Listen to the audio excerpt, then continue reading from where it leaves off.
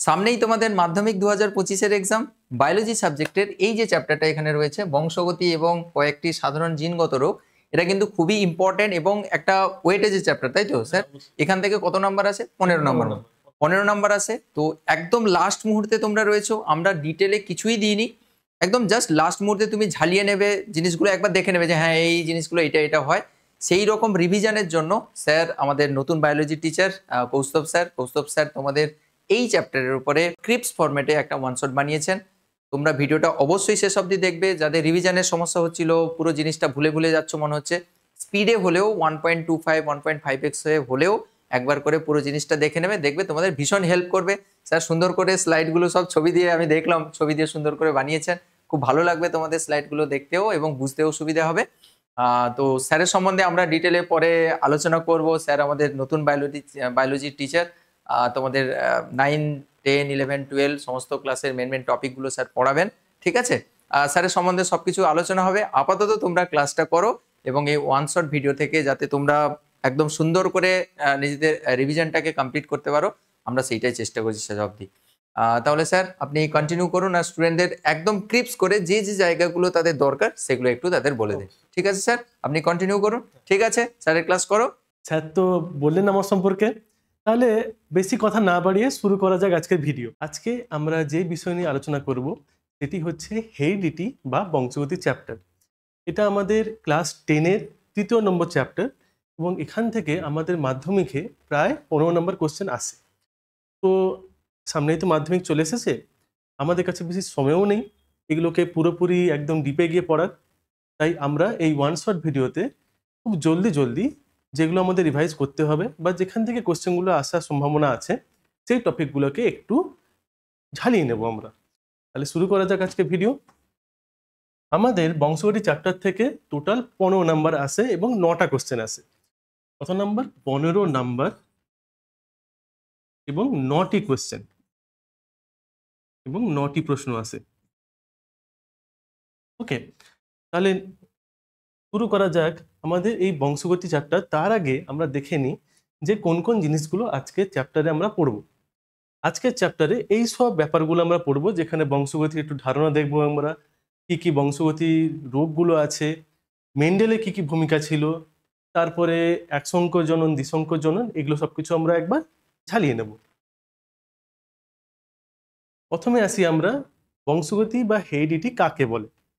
দেখো, বংশগতি কথার অর্থ হচ্ছে কোনো একটি প্রজাতি জীব তার নিজের বৈশিষ্ট্যগুলোকে যে পদ্ধতিতে বংশ পরম্পরায় পরবর্তী প্রজন্মে স্থানান্তরিত করে তাকে আমরা বলে থাকি কিনা বংশগতি। অর্থাৎ যে প্রক্রিয়ায় পিতামাতার চারিত্রিক বৈশিষ্ট্যগুলি বংশ পরম্পরায় সন্তান সন্ততির মধ্যে সঞ্চারিত হয় তাকে আমরা বলি কি না হেরিডিটি বা বংশগতি। যেমন দেখো, আমরা জানি না যে মানুষের বাচ্চাকে দেখতে মানুষের মতো, আবার কুকুরের বাচ্চাকে দেখতে কুকুরের মতো, আবার দেখবে আম গাছ থেকে আম গাছই হচ্ছে। তাহলে নিশ্চয়ই এগুলো তো একটা বৈশিষ্ট্য যাচ্ছে, তো কিছু না কিছু তো একটা যাচ্ছে, যার জন্য আমাদেরকে দেখতে আমাদেরকে বাবার মতো, কুকুরকে দেখতে কুকুরের তাদের মা বাবার মতো। ঠিক এইগুলোকে বলা হচ্ছে আমাদের কি না বংশগতি বা হেরিডিটি।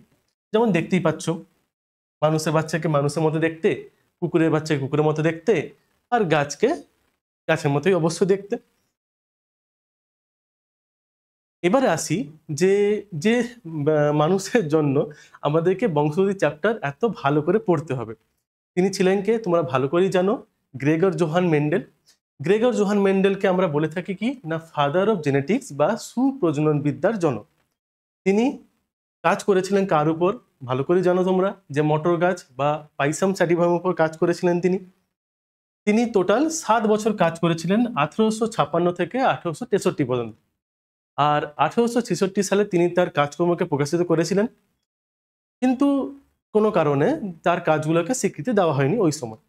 পরবর্তীকালে 1900 সালের দিকে 3জন বিজ্ঞানী যারা ছিলেন হুগো দা ভ্রিস, কার্ল কোরেন্স আর সেরম্যাক, এরিক ভন সেরম্যাক, এই 3জন ইন্ডিভিজুয়ালি নতুন করে এই মেন্ডেলের তত্ত্বগুলোকে আবার পুনরাবিষ্কার করেছিলেন। এবার চলে আসি আমরা ভেদ বা প্রকরণ। দেখো, ভেদ বা প্রকরণ কথা অর্থ হচ্ছে দুটো একই প্রজাতির জীবের মধ্যে যখন ডিফারেন্স দেখতে পাই আমরা। যেমন দেখবে আমাদেরকে দেখতে আমাদের মা বাবার মতো হলেও কিছুটা হলেও পুরোপুরি কিন্তু একই নয়। সেরকম দেখবে তোমার মা বাবাকেও দুজনকে আলাদা দেখতে, তাহলে আমরা তো সবাই মানুষ, তাহলে এই পরিবর্তনটা এলো থেকে। এই পরিবর্তনকে আমরা বলে থাকি কি ভেদ বা প্রকরণ। তাহলে জিনগত কারণে বা পরিবেশগত কারণে যখন একই প্রজাতিভুক্ত জীবের মধ্যে পরিবর্তন আসবে বা কোনো বৈশিষ্ট্যের চেঞ্জ আসবে, তাকে আমরা বলবো কি না ভেদ বা প্রকরণ। তাহলে ভেদ বা প্রকরণ জন্য হচ্ছে কি কি? দেখো, ভেদ বা প্রকরণ কিন্তু অভিব্যক্তির জন্য বিশাল একটা বড় ভূমিকা পালন করে। যতটুকু চেঞ্জ হোক না কেন, ছোট ছোট চেঞ্জ হলেও ছোট ছোট চেঞ্জগুলো কিন্তু পরবর্তীকালে গিয়ে গিয়ে অনেক বড় চেঞ্জে পরিণত হয়। ভেদ বা প্রকরণ হলে আমাদের মধ্যে নতুন বৈশিষ্ট্য আসবে। নতুন বৈশিষ্ট্য আসলে আমরা পরিবর্তনশীল পরিবেশে সেটাকে মানিয়ে নিতে পারবো নিজেদেরকে। মানিয়ে নেওয়া হলে আমাদের ভালো অভিযোজন হবে। অভিযোজন ভালো করে হলে পরবর্তীকালে হবে আমাদের কি না অভিব্যক্তি। আর অভিব্যক্তি একবার ঠিক করে হয়ে গেলে আসবে নতুন প্রজাতি। এইভাবে তো আমরা এসছি। আমরা একসময় বানর টাইপের ছিলাম, এপ টাইপের ছিলাম, সেখান থেকে এত বছরের চেঞ্জ হয়ে হয়ে হয়ে হয়ে আমরা আজ এরকম দাঁড়িয়ে এসে একেবারে সঙ্গে কথা বলছি। ঠিক, তাহলে এইগুলো হচ্ছে আমাদের অভিব্যক্তির ফলে কি কি আমাদের হতে পারে। ওকে, দেখতেই পাচ্ছ যে সবাই মানুষ, কিন্তু সবার গায়ের কালার আলাদা, সবার চুলের টেক্সচার আলাদা, চোখের সাইজ আলাদা, চোখ দেখতে তারা আলাদা পুরোপুরি। তাহলে এগুলো হচ্ছে আমাদের কি না ভেদ বা প্রকরণ। এখন ভেদ বা প্রকরণ হচ্ছে কেন, মানে কেন আসছে, প্রশ্ন আসতেই পারে যে ভেদ বা প্রকরণের কারণ কি। ভেদ বা প্রকরণের জন্য আমাদের তিনটা মূলত কারণ দায়ী। প্রথম কারণ হচ্ছে কি না, আমরা পড়েছিলাম আগের চ্যাপ্টারে, মানে ঠিক সেকেন্ড চ্যাপ্টারে আমরা পড়েছিলাম, মনে করবে, মিওসিস বা ক্রসিং ওভার বইতে আছে, পড়েছিল অবশ্যই। আমরা কি পড়েছি, মিওসিস কোষ বিভাজনের প্রোফেজ ওয়ানের প্যাকাইটিন উপদশায় ক্রসিং ওভার হয়। ক্রসিং ওভার মানে আমরা জানি যে দুটো নন সিস্টার ক্রোমাটিডের খণ্ডাংশে আদান প্রদান ঘটে, ক্রোমাটিডের খণ্ডাংশে আদান প্রদান ঘটে, বা ক্রোমাটিডের খণ্ডাংশে আদান প্রদান ঘটলেই জিনেরও আদান প্রদান ঘটবে, কারণ ক্রোমাটিডের মধ্যে জিন আছে। তাহলে সে কারণে আমাদের ভেদ বা প্রকরণ সৃষ্টি হয়। আরও একটা হতে পারে, দেখো, যেমন পরিবেশের প্রভাব। আমরা যে পরিবেশে বসবাস করি সেই পরিবেশ কিন্তু আমাদের উপর পুরোপুরি প্রভাব বিস্তার করে যে কোনোভাবে। সেটা আমরা বুঝতে নাও পারতে পারি সরাসরি, কিন্তু সবসময় কিন্তু আমাদের উপর একটা কিছু না কিছু প্রভাব সে বিস্তার করতেই আছে। তার ফলে কি হয় বলতো, তার ফলে হয় আমাদের যে ক্রোমোজোম আর আমাদের যে জিন, এদের মধ্যে চেঞ্জেস আসে। এই চেঞ্জগুলোই আমরা পরবর্তীকালে পরবর্তী প্রজন্মে আমরা ফেনোটাইপ রূপে দেখতে পাই। ঠিক, তাহলে এগুলো একটা ভেদ বা প্রকরণের কারণ হতে পারে। আরও একটা কারণ হতে পারে, সেটা হচ্ছে মিউটেশন। মিউটেশনের সংজ্ঞা কিন্তু খুব ভালো করে রাখবে। কেন বলছি, কেন মিউটেশন কিন্তু আমাদের ভেদ বা প্রকরণ সৃষ্টির জন্য একটা বড় ভূমিকা পালন করে। কি জিনিস এই মিউটেশন? মিউটেশন বা পরিব্যক্তি হচ্ছে জীবের মধ্যে সৃষ্ট হঠাৎ কোনো পরিবর্তন, যেটা বংশ পরম্পরায় স্থানান্তরিত হবে। দেখো, সব পরিবর্তন কিন্তু আমাদের জীবদশায়, সব পরিবর্তন কিন্তু আমাদের পরবর্তী প্রজন্মে যায় না, এটা তো জানো তোমরা।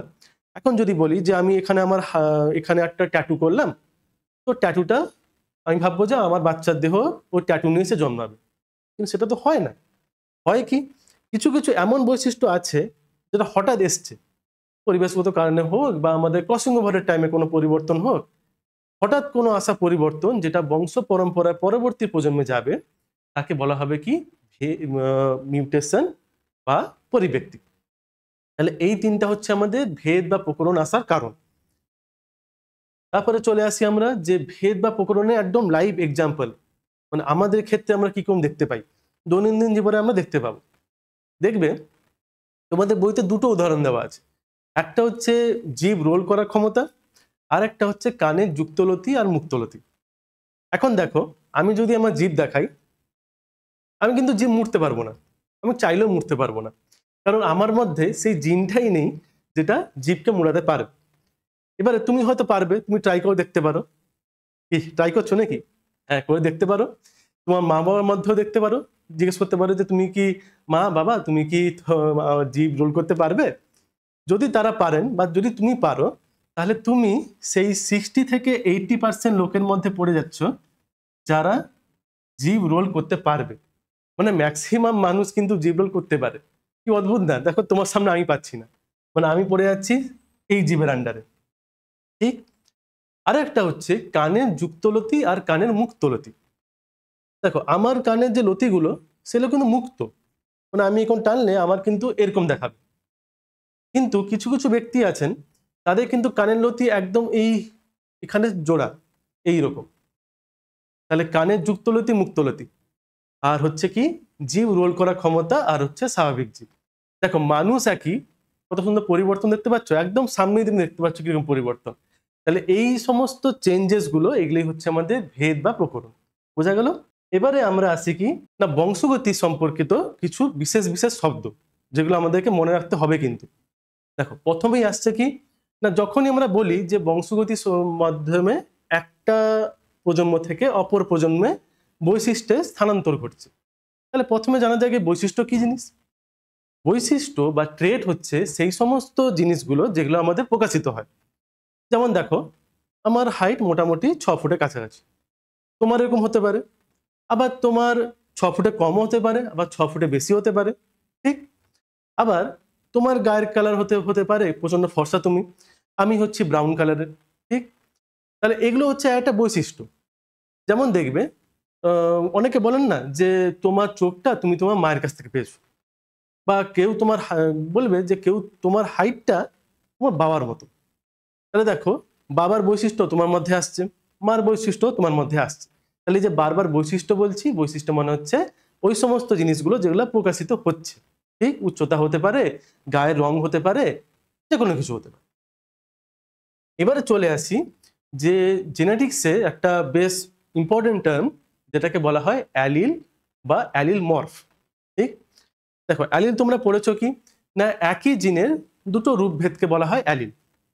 কিন্তু অ্যালিল পড়ার সময় আমাদের একটা শব্দ কিন্তু খুব ভালো করে পড়তে হবে, সেটা হচ্ছে কি সমসংস্থ ক্রোমোজোম। কি জিনিস এই সমসংস্থ ক্রোমোজোম? তোমরা মিওসিস পড়ার সময় পড়েছিলে না যে দুটো হোমোলোগাস ক্রোমোজোমের নন সিস্টার ক্রোমাটিডের মধ্যে খণ্ডাংশের আদান প্রদান। তাহলে হোমোলোগাস ক্রোমোজোম মানেটা কি? দেখো আমরা আমাদের বাবার কাছ থেকে হাফ ক্রোমোজোম সেট পাই, মার কাছ থেকে হাফ ক্রোমোজোম সেট পাই। মানে যদি ধরি যে বাবার 46 মায়ের 46, যখন শুক্রাণু আর ডিম্বাণু তৈরি হয় তখন কি হয় 46 থেকে 23 হয়ে যায়, মানে হাফ হাফ সেট এলো।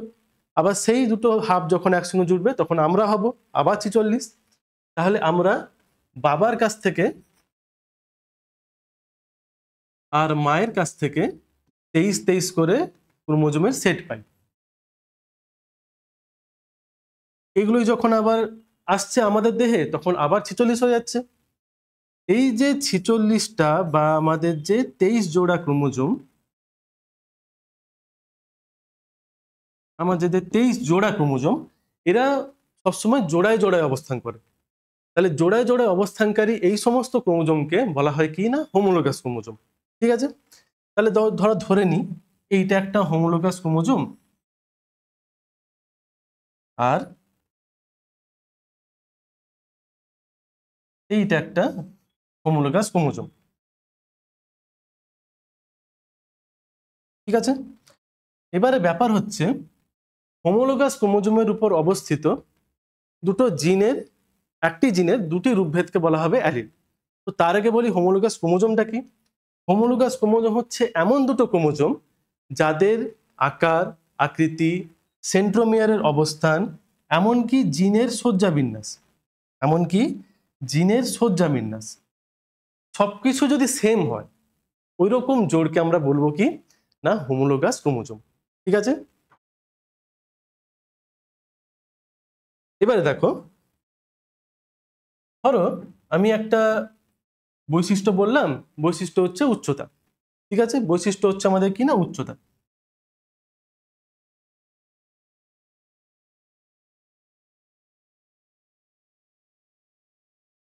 আমাদের বৈশিষ্ট্য ধরলাম আমরা উচ্চতা। এবারে বৈশিষ্ট্যের জন্য একটা জিন ধরে নিই। কি ধরতে পারো?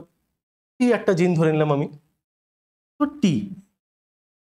এবারে যদি ক্যাপিটাল ডি ধরছি তাহলে দেখো উচ্চতা কিন্তু লম্বাও তো হতে পারে, বেঁটেও তো হতে পারে।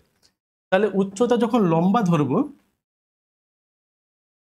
তখন ধরে নিলাম ধরো ক্যাপিটাল টি। ঠিক আছে। আর ধরো বেটা ধরছি, তাহলে ধরলাম স্মল টি, তাহলে small T for short and long capital T for টল।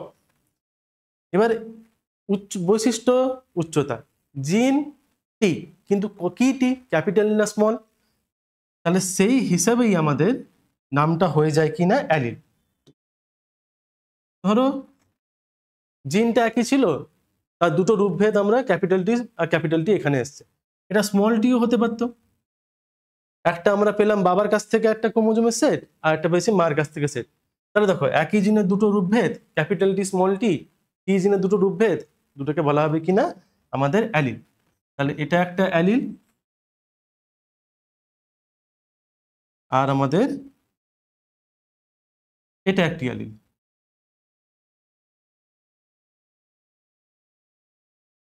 বোঝা গেল? তাহলে অ্যালিল হচ্ছে এইটা, একে আমরা অন্য ভাষায় অ্যালিল মরফো বলি, দুটো কিন্তু একই জিনিস। ঠিক আছে, চলো এবারে চলে আসি আমাদের যে প্রকট বৈশিষ্ট্য আর প্রচ্ছন্ন বৈশিষ্ট্য মানে কি। দেখো, হেটেরোজাইগাস অবস্থায় যে বৈশিষ্ট্য প্রকাশিত হবে তাকে বলবো আমরা কিনা প্রকট বৈশিষ্ট্য বা ডমিনেন্ট ট্রেট। হেটেরোজাইগাস অবস্থা মানে কি? দেখো, হেটেরোজাইগাস অবস্থা কথা অর্থ হচ্ছে, ধরো এটা একটা আমাদের হোমোলোগাস ক্রোমোজোম, আর এটি একটা আমাদের হোমোলোগাস ক্রোমোজোম।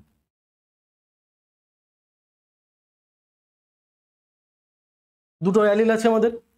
এবার ধরো এই অ্যালিলটা হচ্ছে ক্যাপিটাল টি, আর এই অ্যালিলটা হচ্ছে আমাদের স্মল টি। যদি এরকম কন্ডিশনে থাকে যে ক্যাপিটাল টি আছে আর স্মল টি আছে, ক্যাপিটাল টি আছে আর স্মল টি আছে, তাহলে এখানে একটা মিক্সচার আছে, তো একটা বড় হাতে একটা ছোট হাতে মিক্সচার আছে, তো এরকম কন্ডিশনকে আমরা বলবো কি না হেটেরোজাইগাস অবস্থা। বা হেটেরোজাইগাস অবস্থায় কোশ্চেন হচ্ছে কে প্রকাশিত হবে, এটা হবে কি এটা হবে, ঠিক তো? তাহলে যেটা প্রকাশিত হবে তাকে বলা হবে আমার প্রকট বৈশিষ্ট্য, বা যে জিনটা এই বৈশিষ্ট্য নির্ধারণে সাহায্য করবে তাকে বলবো প্রকট জিন। দেখতেই পাচ্ছ প্রকট জিন একদম মাস্কুলার। আর বেচারা যে প্রকাশিত হবে না, সে হয়ে গেল আমাদের প্রচ্ছন্ন জিন, ছোট একদম বসে আছে দেখো পুচকু। তাহলে যে বৈশিষ্ট্য হেটেরোজাইগাস অবস্থায় প্রকাশিত হয় না সে হয়ে গেল আমাদের প্রচ্ছন্ন, আর যে প্রকাশিত হয় সে হয়ে গেল আমাদের কেনা প্রকট বৈশিষ্ট্য। ঠিক আছে, মেন্ডেল কিন্তু এটা খুব দারুণ জিনিস বলেছিলেন তার প্রকটতার সূত্রে, যেটা আমরা একসংখ্য জনে পড়েছি, যে সবসময় প্রকট বৈশিষ্ট্য প্রকাশিত হয়। আর সেই জন্যই আমরা সবসময় ক্যাপিটালটা আগে লিখি আর স্মলটা পরে লিখি। ঠিক, চল এবারে আসা যাক যে সংকরায়ন বা হাইব্রিডাইজেশন কাকে বলে। একই প্রজাতির দুটি জীবের মধ্যে মিলনকে বলা হবে সংকরায়ন। একদম সিম্পল টার্ম, একই প্রজাতির দুটি জীবের মধ্যে সংকরায়নকে বলা হবে আমাদের হাইব্রিডাইজেশন বা সংকরায়ন। ঠিক আছে, তাহলে কোনো চরিত্রের সাপেক্ষে বিপরীত বৈশিষ্ট্যযুক্ত, অবশ্যই বিপরীত বৈশিষ্ট্য হওয়া উচিত, দিলে একটু ভালো করে বোঝা যায় জিনিসটা। যেমন ধরো লম্বা লম্বা আর বেঁটে, দুটো বিপরীত বৈশিষ্ট্য, এরকম দুটো একই প্রজাতির জীবের যদি মিলন ঘটানো হয় তাকে বলা হবে কিনা সংকরায়ন। এবার সংকরায়ন আমাদের দু প্রকারের, একটাকে বলা হচ্ছে এক সংকর জনন, আর একটাকে বলা হয় আমাদের দ্বিসংকর জনন। দেখো, এক সংকর মানে বৈশিষ্ট্য হবে এক জোড়া, হয় লম্বা বেঁটে, এক জোড়া বৈশিষ্ট্য। বা বলতে পারো যে মুকুলের মানে একটা অগ্রমুকুল একটা কাক্ষী মুকুল, দুটো বিপরীত বৈশিষ্ট্য। লাল ফুল সাদা ফুল, দুটো বিপরীত বৈশিষ্ট্য। তাহলে এক জোড়া তো এটা, এই রকমের বৈশিষ্ট্য সংকরায়নকে বলা হবে কি না আমাদের এক সংকর জনন বা মনো হাইব্রিড ক্রস। ঠিক আছে, দ্বিসংকর মানে কি বলবো, তাহলে দু জোড়া হবে, সিম্পল কথা। এক সংকরে যদি তোমার এক জোড়া হয়, দ্বিসংকরে আমার দুই জোড়া হবে। তাহলে দুই জোড়া বিপরীত বৈশিষ্ট্য চরিত্রের বৈশিষ্ট্য সম্পন্ন একই প্রজাতির দুটি জীবের মধ্যে সংকরায়নকে বলবো আমরা কিনা দ্বিসংকর জনন। যেমন ধরো হতে পারে আমাদের আমরা যেরকম পড়েছি যে হলুদ গোল সবুজ কুঞ্চিত, দু জোড়া হলুদ গোল সবুজ কুঞ্চিত ক্রস করালে তাকে বলবো আমরা মনো ডাইহাইব্রিড ক্রস। এবারে একটা ইম্পর্টেন্ট জিনিস যে ফেনোটাইপ আর জিনোটাইপ কাকে বলে। ঠিক, ফিনোটাইপ মানে হচ্ছে কোনো চারিত্রিক বৈশিষ্ট্যের বহিঃপ্রকাশ, মানে যে জিনিসটা আমরা দেখতে পাই। কোনো চারিত্রিক বৈশিষ্ট্যের বহিঃপ্রকাশকে আমরা বলে থাকি কি না ফিনোটাইপ। তো যদি মনে রাখতে হয় যে ফিনোটাইপকে স্যার মনে রাখবো কি করে আর জিনোটাইপকে মনে রাখবো কি করে, দেখো ফিনোটাইপ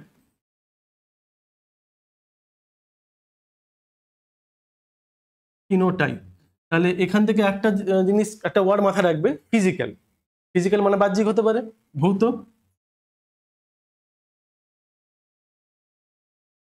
তাহলে যে ভৌতিক বৈশিষ্ট্য বা যে বৈশিষ্ট্য প্রকাশিত হবে তাকে বলবো আমরা ফিনোটাইপ। আর জিনোটাইপ নাম ভেঙে ফেলো, নিশ্চয়ই বুঝতে পারছো জিন থেকে এসছে। তাহলে কোনো জীবের জিনের সংযুক্তকে বলা হবে কি না আমাদের জিনোটাইপ, মানে অ্যালিলগুলো কি কম্বিনেশনে আছে বা জিনগুলো কি কম্বিনেশনে আছে সেটাকে আমরা বলবো কিনা জিনোটাইপ। আর সবসময় জিনোটাইপ কিন্তু ফিনোটাইপকে নির্ধারণ করে, ঠিক আছে। তাহলে এটা এই ওয়ার্ডটা আসবে আমাদের জিন থেকে, জিনোটাইপ এই ওয়ার্ডটা আমাদের আসবে জিন থেকে, জিন কম্বিনেশন, ওকে, জিন কম্বিনেশন। এবার একটা এক্সাম্পল দেখা যাক। দেখো তিনটা ফুল দেখতে পাচ্ছ তোমরা, এটাও তোমার নীল, এটাও তোমার নীল, এটা তোমার সাদা। দেখো বাহ্যিক থেকে বাইরে থেকে দেখলে দুটো নীল, কিন্তু হতে পারে এর যে জিনোটাইপ সেটা হতে পারে আমার ক্যাপিটাল এ, এর হতে পারে ক্যাপিটাল এ স্মল এ, আর এর হতে পারে আমার স্মল এ। তাহলে দেখো দুজনে ফিনোটাইপ বাইর থেকে একই, কিন্তু জিনের সংযুক্তি আলাদা, মানে জিনোটাইপ আলাদা। তাহলে এই ব্যাপারগুলো হচ্ছে আমাদের ফিনোটাইপ জিনোটাইপ। ভালো করে সংজ্ঞাটা মনে রাখবে আর পার্থক্যটা মনে রাখবে যে কি হচ্ছে জিনিসটা। এবারে চলে আসি যে মেন্ডেল মটর গাছটাকে নিয়েছিল, মেন্ডেল মটর গাছের নির্বাচনের কারণটা কি ছিল। এখানে দুটো জিনিস আমরা পড়বো। একটা হচ্ছে আমার যে মেন্ডেলের যে ফুলটা যে মটর গাছটা নিয়েছিলেন, মটর গাছ ছিল কিন্তু আমাদের উভয় লিঙ্গ। দেখো উভয় লিঙ্গ মানে যার স্ত্রীস্তবকা আছে, যার পুংস্তবকা আছে, ঠিক আছে। আরেকটা কি না আমাদের এই উভয়লিঙ্গ হওয়ার ফলে সুবিধা কি হয়েছে, উভয়লিঙ্গ হওয়ার ফলে আমরা স্বপরাগযোগ ঘটাতে পারি। স্বপরাগযোগ মানে বুঝতেই পারছো যে একই ফুলের মধ্যে পরাগযোগ। আবার ইচ্ছে করলে আমরা ইতর পরাগযোগ করাতে পারি, যেহেতু এটা উভয়লিঙ্গ ফুল আমরা ইতর পরাগযোগ করাতে পারি। তো ইতর পরাগযোগ করাতে হলে আমাকে কি টেকনিক ইউজ করতে হবে না ফুলকে ইমাস্কুলেশন করতে হবে। ইমাস্কুলেশন নিশ্চয় জানো ভালো করে যে উভয়লিঙ্গ ফুল থেকে যদি আমরা পুংস্তবকে কেটে বাদ দিয়ে দিই তাহলে তাকে বলা, সেই টেকনিককে বলা হবে আমাদের কি না ইমাস্কুলেশন। কি নাম? ইমাস্কুলেশন।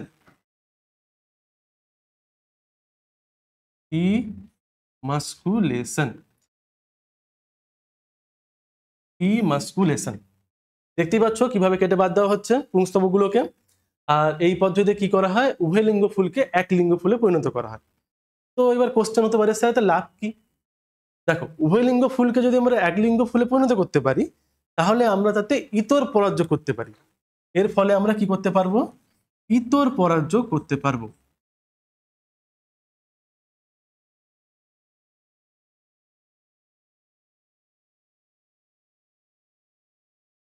এর মাধ্যমে আমরা ইতর পরাগযোগ করতে পারবো। আর ইতর পরাগযোগ করে ফেললেই কিন্তু আমাদের ভেদ বা প্রকরণ আসার চান্সটা বাড়বেই, স্বাভাবিক। এটা কিন্তু পড়েছো তোমরা, ইতর পরাগযোগ করলে বৈশিষ্ট্যের চেঞ্জ আসে। তো সেই চেঞ্জটা যদি করাতে হয় আমাকে একে এক লিঙ্গ ফুলে পরিণত করতে হবে, ঠিক। তো মেন্ডেল মটর গাছ নির্বাচন কেন করেছিলেন, কি স্পেশালিটি ছিল এই মটর গাছে? ফার্স্টে তো বললাম যে মটর গাছ উভয় লিঙ্গ, আমরা যখন ইচ্ছা চাই তাকে আমরা এক লিঙ্গ ফুলে পরিণত করে ইতর পরাগযোগ করাতে পারি। আর কি না মটর গাছ খুব ইজিলি গ্রো করে, মানে আরামসে তুমি তাকে বৃদ্ধি করাতে পারো। প্লাস হচ্ছে কি না এই মটর গাছ খুব জলদি বাড়ে, মানে 1 বছরের মধ্যেই সে তার সমস্ত কিছু কমপ্লিট করে নেবে, মানে তার জীবনের যত ফুল ফল সবকিছু সে কমপ্লিট করে নিতে পারে। এর ফলে সুবিধা কি হয়, তুমি অনেক প্রজন্ম ধরে পরীক্ষাগুলো করতে পারো। এরকম না যে তুমি আম গাছ নিয়ে করছো, তা আম গাছে 4-5 বছর লেগে গেলো তা শুধু বড় হতে, তো অত টাইম তো নেই আমাদের বাবা, আমাদের জলদি করতে হবে। তাহলে মটর গাছ সেই জন্য নির্বাচন করেছিলেন মেন্ডেল। আর কি না বৈশিষ্ট্যগুলো যেগুলো ছিল আমরা পড়েছি যে মেন্ডেল 7 জোড়া বৈশিষ্ট্য নিয়েছিলেন। তো বৈশিষ্ট্যগুলো যেগুলো ছিল সেগুলো একদম স্পষ্ট, মানে যদি নীল ফুল হয় সাদা ফুল, এরকম লম্বা বেঁটে একদম পরিষ্কার বৈশিষ্ট্য। পরিষ্কার বৈশিষ্ট্য না হলে অনুপাতগুলোকে তিনি নিতেন কি করে, হ্যাঁ না? এটা আর হচ্ছে অনেক যত্ন, মানে সহজ যত্নযোগ্য, মানে তোমাকে খুব এফোর্ট দিতে হবে না। নর্মালি তুমি আরামসে যে কোনো লোক এই মটর গাছকে গ্রো করতে পারে, ঠিক আছে? এই জন্য মেন্ডেল মটর গাছগুলোকে নির্বাচন করেছেন। আর যে সাতজোড়া বৈশিষ্ট্য কথা বলছিলাম, অবশ্যই ভালো করে কোনটা প্রকট কোনটা প্রচ্ছন্ন অবশ্যই মনে রাখবে। যে আমার ফুলের বর্ণ কোনটা কোনটা নিয়েছিলেন, সাতজোড়া কোনটা কোনটা নিয়েছিলেন, ফুলের বর্ণ, গাছের উচ্চতা, বীজের বর্ণ, বীজের আকার, ফলের পরিপক্ক ফলের বর্ণ, তারপরে পরিপক্ক ফলের আকার কেমন হতে পারে, আর হচ্ছে ফুলের অবস্থান, ফুলটা কাক্ষিকে আছে নাকি অগ্র অবস্থায় আছে। আর অবশ্যই কোনটা প্রকট কোনটা প্রচ্ছন্ন, কোনটা প্রকট কোনটা প্রচ্ছন্ন, এটা অবশ্যই করে রাখবে, ঠিক আছে? আচ্ছা, তো মেন্ডেল সাফল্য পেলেন কেন, মানে তার সাফল্যের পেছনে কারণ কি ছিল? দেখো, প্রথম কারণ যেটা, যে মেন্ডেল ছিলেন ম্যাথমেটিশিয়ান, আর ম্যাথমেটিশিয়ান হওয়ার জন্য তিনি স্ট্যাটিস্টিক্স বা পরিসংখ্যান জিনিসটাকে ইউজ করে সমস্ত রেজাল্টগুলোকে বের করেছিলেন। এর ফলে জিনিসগুলো আরো ইজি হয়ে গেছিল, ঠিক? আর একটা, যে মেন্ডেল খুব কম জোড়া বৈশিষ্ট্য নিয়ে কাজ করেছিলেন, মানে এক জোড়া দু জোড়া, এরকম না যে আমি খুব ভালো বিশাল কাজ করছি, আমি প্রচুর লোককে দেখানোর জন্য 5 জোড়া 6 জোড়া বৈশিষ্ট্য একসঙ্গে নিয়ে কাজ করব, সেরকম কিন্তু করেননি। তিনি হার্ডলি এক জোড়া আর দু জোড়া, বেশি টাফ করেননি, ফলে ব্যাপারগুলো সোজা হয়েছে, তার পক্ষেও সোজা হয়েছে গণনা করা। আর কি না, যে বৈশিষ্ট্যগুলো তিনি করেছিলেন সেগুলো ছিল বিশুদ্ধ চারিত্রিক বৈশিষ্ট্য। এর ফলে জিনিসগুলো করতে আরো ভালো হয়েছিল, মানে পরবর্তী প্রজন্মে বৈশিষ্ট্যগুলো ভালো এসেছিল, ঠিক আছে? আর হচ্ছে তিনি 2-3টা প্রজন্মে কাজ করেননি, তিনি কিন্তু শিওর হওয়ার জন্য 4টা 5টা 6টা প্রজন্ম ধরেও কাজ করে গেছেন, এটা দেখার জন্য যে সত্যিকারের অনুপাতগুলো ঠিক ঠিক আসছে নাকি আমারই কোনো ভুল। তো এর জন্য বায়াসনেসটা কমে গেছিল। তো এগুলোই ছিল আমাদের কি না মেন্ডেলের সাফল্যের কারণ। আগে এগানোর আগে একটু দেখে নিই আমরা, যে দেখো আমাদের টেলিগ্রামে তোমরা যারা 10-এ পড়ছো বা যারা 9-এ উঠবে, যারা 9-এ পড়ছো যারা, তারা অবশ্যই এই টেলিগ্রাম চ্যানেলটি জয়েন করতে পারো। টেলিগ্রামে গিয়ে সার্চ করলেই পেয়ে যাবে। আর অবশ্যই তোমরা যখন 11-এ উঠবে আমাদের ক্লাস 11-এর চ্যানেলটিও জয়েন করে নেবে তোমরা। অবশ্যই টেলিগ্রামে সার্চ করতে পারো, না হলে আমাদের এই ভিডিও নিচে লিঙ্ক দেওয়া আছে, সেখানে গিয়ে তোমরা ক্লিক করে জয়েন করতে পারো। যদি সোশ্যাল মিডিয়া তোমরা ইউজ করে থাকো, তাহলে তোমরা ফেসবুক আর ইনস্টাগ্রামে আমাদের অবশ্যই ফলো করবে। আর অবশ্যই প্লে স্টোর থেকে বংমিষ্টি অ্যাপটা ডাউনলোড করে নেবে। এখানে আমাদের সমস্ত কোর্সেসগুলো এখানে দেওয়া থাকবে, সমস্ত লেকচার্স বা এগুলো এখানে সব কিছু দেওয়া থাকবে। তোমরা অবশ্যই এই অ্যাপটিকে ডাউনলোড করে নেবে, ঠিক আছে? তাহলে এবার এগোনো যাক। তো চলে আসি আমরা এক সংখ্যক জন। তো এক সংখ্যক জনে আমরা পড়েছিলাম কি না, এক জোড়া বিপরীতধর্মী বৈশিষ্ট্যের জীবের মধ্যে যদি ক্রসিং করানো হয় বা মিলন করানো হয়, তাকে বলা হবে আমাদের কি না এক সংকর বা মনোহাইব্রিড ক্রস। তো এখানে এক জোড়া বৈশিষ্ট্য কি নেওয়া যায়, উচ্চতা নিয়ে নিই, যেটা একদম ইজি আমরা পড়েছি, চেকার বোর্ড করেছি।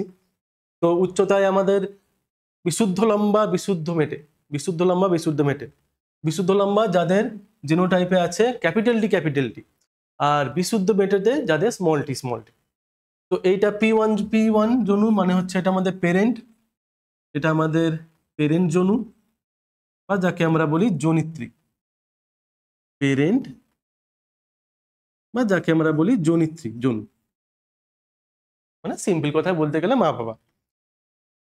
তো যখন আমরা জানি যে যখন আমাদের পরবর্তী প্রজন্ম আসবে, গ্যামেট তৈরি হবে, ব্যাপারগুলো আলাদা হয়ে যাবে, অ্যালিলগুলো আলাদা হয়ে যাবে। যে এখানে শুধু একটা টি দিয়েছে কেন জানি আমরা, যেহেতু দুটো একই তো বেরাবে, সেই জন্য একটাই ধরে নেওয়া হয়েছে। আর স্মল টি থেকে এখানে স্মল টি বেরায়, তারপরে যখন মিলন হয় তখন তৈরি হয় আমাদের শঙ্কর লম্বা, যেহেতু এখান থেকে একটা ক্যাপিটাল টি আসছে, এখান থেকে স্মল টি আসছে, সেই জন্য আমাদের তৈরি হয়েছে কি শঙ্কর লম্বা। শঙ্কর লম্বা দেখতে লম্বা সাইজেই কিন্তু হয়, শুধু জিনোটাইপটা মিক্সড আছে বলে তাকে বলে দিয়েছি আমরা শঙ্কর বা হাইব্রিড। আর এটা F1 জনু, F1 মানে তোমরা জানো ভালো করে, F1 মানে হচ্ছে ফার্স্ট ফিলিয়াল।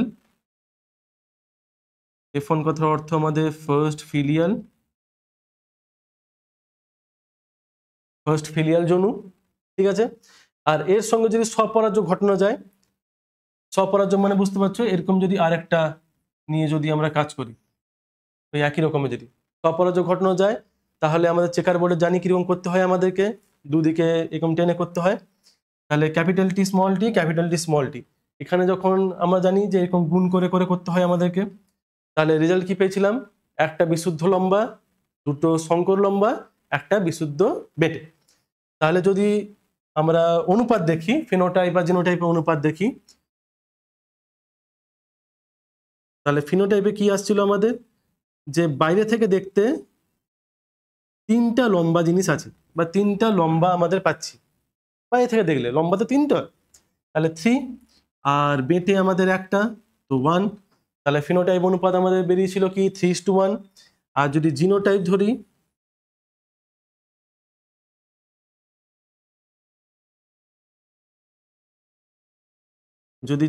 ধরি, তাহলে কটা কম্বিনেশন পাচ্ছি আমরা, বিশুদ্ধ একটা পাচ্ছি, একটা বিশুদ্ধ পাচ্ছি, এটা এখানে ক্যাপিটাল টি হবে, একটা বিশুদ্ধ পাচ্ছি, ক্যাপিটাল টি, দুটো সংকর পাচ্ছি আমরা এখানে, ক্যাপিটাল টি স্মল টি, আর একটা বিশুদ্ধ বেটে পাচ্ছি, ঠিক তো, স্মল টি স্মল টি, স্মল টি। তাহলে কম্বিনেশন আমার হলো এটা 1, এটা আমাদের 2, এটা আমাদের 1। তাহলে ফিনোটাইপের অনুপাত আমার 3:1 আর জিনোটাইপের অনুপাত আমাদের 1:2:1। এটা কিন্তু খুব ভালো করে করে রাখবে। 5 নম্বরের কোশ্চেনে তোমাদের এটা দেয় কি না, মেন্ডেলের একসংখ্য জনন পদ্ধতি চেকার বোর্ডের সাহায্যে দেখাও এবং ফিনোটাইপ আর জিনোটাইপের অনুপাত কি কি পাচ্ছি সেটা লেখো। সঙ্গে আবার একটা দেয় যে এখান থেকে আমরা কি কি মন্তব্য বা কি কি উপসংহার বা কি কি সূত্র পাই এখান থেকে আমরা। তো সূত্রটা কি পাই, সূত্র আমাদের এখানে দুটো সূত্র অ্যাকচুয়ালি পাচ্ছি আমরা, একটা হচ্ছে প্রকটতার সূত্র আর একটা হচ্ছে কি পৃথকীভবনের সূত্র বা পৃথক ভবনের সূত্র, ল অফ সেগ্রিগেশন। তো প্রকটতার সূত্র কথা অর্থ কি না, মেন্ডেল কি বলছেন বাবাজি, উনি কি বলছেন না, হেটেরোজাইগাস অবস্থায় সবসময় প্রকট বৈশিষ্ট্য প্রকাশিত হবে।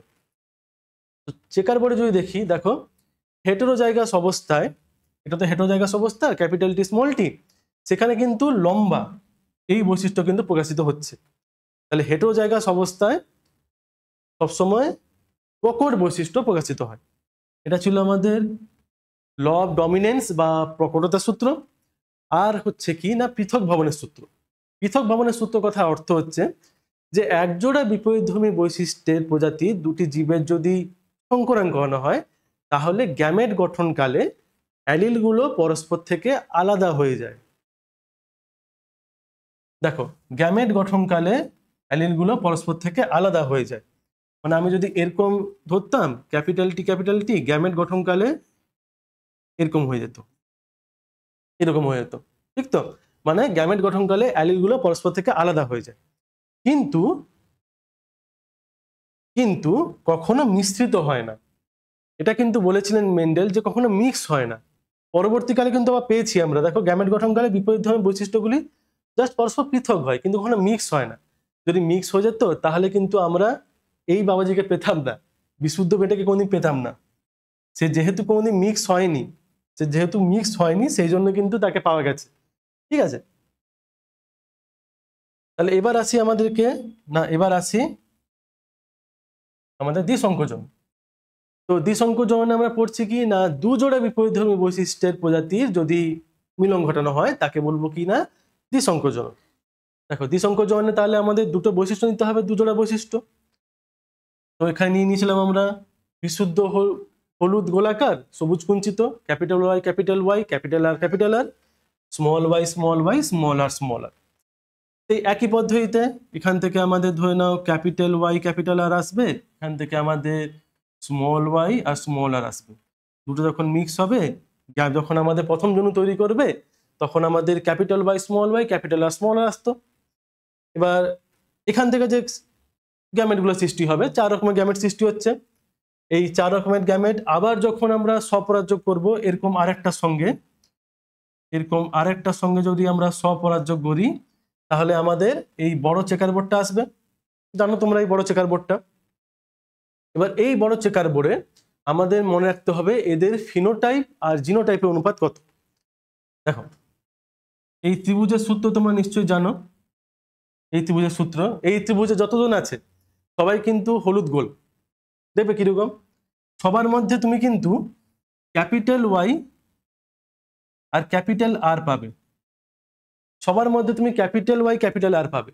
আর ক্যাপিটাল ওয়াই ক্যাপিটাল আর পাওয়া মানে কি, তারা তো প্রকট বৈশিষ্ট্য, সবসময় প্রকাশিত হবে। তো তারা হলুদ গোল, সকলে এখানে হলুদ গোল। দেখো প্রত্যেকে ক্যাপিটাল ওয়াই ক্যাপিটাল আর আছে। কটা আছে? 1 2 3 4 5 6 7 8 9, তাহলে 9টা, তো লিখালি 9। এবারে চলে আসি আমাদের কি, তাহলে প্রথমে হলো আমাদের কি হলুদ গোল, এবারে আসি আমাদের কি হলুদ কুঞ্চিত। তাহলে হলুদ কুঞ্চিত, হলুদ কুঞ্চিত এই তিনজন। হলুদ কুঞ্চিত, কুঞ্চিত হলে স্মল আর আসতে হবে আমাদেরকে, আর হোমোজাইগাস অবস্থাতেই প্রচ্ছন্ন বৈশিষ্ট্য প্রকাশিত হয়। তাহলে ডবল আর দেখো তিনটাতেই ডবল আর আছে, আর ক্যাপিটাল ওয়াই তিনটাতেই আছে, ঠিক। তাহলে 3 9:3:2। আর এইখানে দেখো, এখানে হচ্ছে আমাদের কি না সবুজ গোল, স্মল ওয়াই মানে সবুজ, ক্যাপিটাল আর মানে হচ্ছে গোল, তাহলে সবুজ গোল বা গোল সবুজ যেটাকে বলতে পারি। তাহলে এটা হয়ে গেল 3, আর সবুজ কুঞ্চিত যেটা সেটা হয়ে গেল 1। তাহলে যদি আমি ফিনোটাইপের অনুপাত একটু ভালো করে লিখি, তাহলে কি কি আসছে না, ফিনোটাইপের অনুপাত আমাদের আসবে, এখানে লিখি ফিনোটাইপ অনুপাত,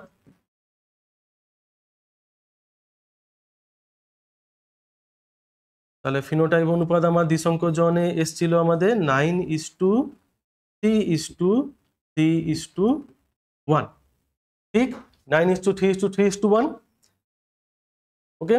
আর আমাদের জিনোটাইপ অনুপাত কত তাহলে দ্বিসংকোচনে?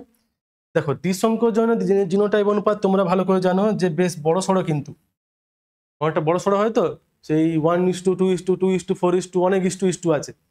তো সবচেয়ে ভালো উপায় হচ্ছে আমাদের একে একটা ফর্মুলা বা একটা শর্ট ট্রিকে মনে রাখা, 12-24-12-12-1। এই নাম্বারটা মনে থাকবে, ফোন নাম্বার তো তোমাদের সবার মনে থাকে, 12-24-12-12-1।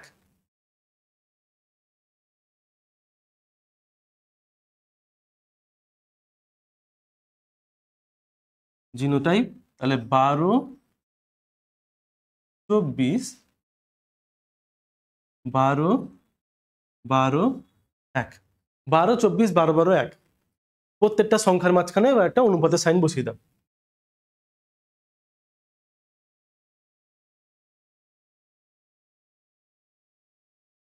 দেখো বেরিয়ে গেল জিনোটাইপ অনুপাত। তাহলে 1:2:2:1:1, 12-24-12-1, এইটাই হচ্ছে আমাদের জিনোটাইপের অনুপাত। তাহলে আমাদের ফিনোটাইপের অনুপাত হলো আমার 9:3:3:1, আর জিনোটাইপের অনুপাত হয়ে গেল আমাদের 12-24-12-12-1। সিম্পল কথা, দ্বিসংকোচন তাহলে এইভাবে মনে রাখবে, ওকে। আর অবশ্যই চেকার বোর্ডটা, অবশ্যই কিন্তু এই চেকার বোর্ড ওটা যেন মাস্ট করা থাকে, যেন চেকার বোর্ড যেন কোনো ভুল না হয়। আর এখান থেকে আমরা কি সূত্র পাই, এখান থেকে আমরা পাই ল অফ ইন্ডিপেন্ডেন্ট অ্যাসর্টমেন্ট বা স্বাধীন বন্টনের সূত্র, ঠিক আছে, স্বাধীন বন্টনের সূত্র। এটা জাস্ট তোমাদের ওই পৃথক বিভাজনের সূত্রের একটা এক্সটেন্ডেড ফর্ম। কি জিনিস না, আমরা পড়েছি যে অ্যালিল গ্যামেট গঠন করে, অ্যালিলগুলো পরস্পর থেকে পৃথক হয়ে যায়, মিশ্রিত হয় না, পৃথক হয়ে যায়। আর পৃথক হয়ে এখন যদি আমি দুজোড়া বৈশিষ্ট্য নিই, বিপরীত বৈশিষ্ট্য, অ্যালিলগুলো প্রত্যেকটি অ্যালিল বিপরীতধর্মী বৈশিষ্ট্যের সঙ্গে যে কোনো প্রকারের সমন্বয়ে সঞ্চারিত হয়। কথাটা মানে কি, যেমন দেখো হলুদ গোল সবুজ কুঞ্চিত, তাহলে হলুদ গোল একটা বর্ণ একটা আকার। আমরা যখন দেখছিলাম দেখবে হলুদ গোল হচ্ছিল হলুদ কুঞ্চিত, সবুজ গোল সবুজ কুঞ্চিত, তাহলে কি হচ্ছে বর্ণের সাথে আকৃতির বৈশিষ্ট্য যে কোনো প্রকার সমন্বয়ে সঞ্চারিত হচ্ছিল। তো তাই এটা মানেই হচ্ছে আমার স্বাধীন বন্টনের সূত্র। এইখান থেকেই তিনি বলেছিলেন যে সম্ভাব্য সকল প্রকার সমন্বয় সঞ্চারিত হয়। এই লাইনটা খুব ইম্পর্টেন্ট লাইন। তো এইটা হচ্ছে আমাদের এর ইনফারেন্স বা এর থেকে আমরা মন্তব্য কি করতে পারি, সূত্রটা লিখবে। সূত্রের উপর কিন্তু 2 নাম্বার, তো সূত্রের উপর কিন্তু 2 নাম্বার আমাদের আছে, সূত্রের উপর আমাদের 2 নাম্বার আছে, মানে 3 নাম্বারে তোমার চেকার বোর্ড আর অনুপাতটা করলে, আর 2 নাম্বারটা কিন্তু তোমাদের এটা লেখার জন্য। তো এক লাইনে লিখে দিয়ে চলে আসবে না, কিন্তু সূত্রটাকে ভালো করেই লিখবে।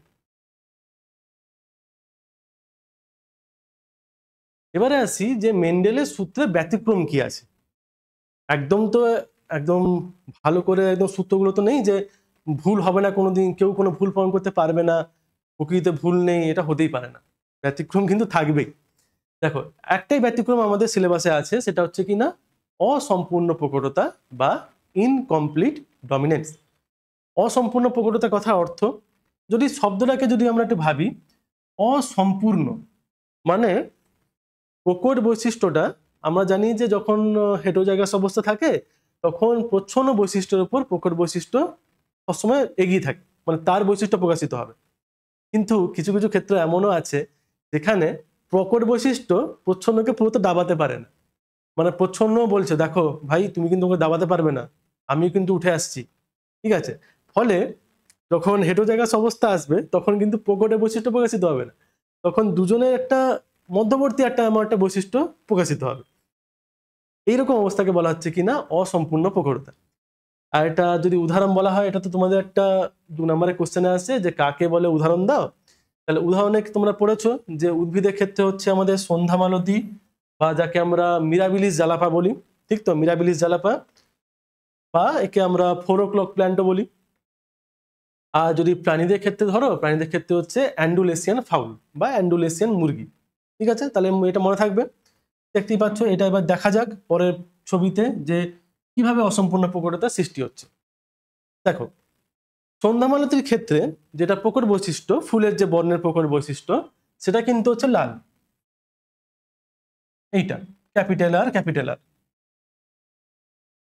এখানে ছবিটা একটু ব্রাইটনেস একটু অন্যরকম আছে বলে তোমাকে লালটা পুরো ভালো করে বোঝা যাচ্ছে না।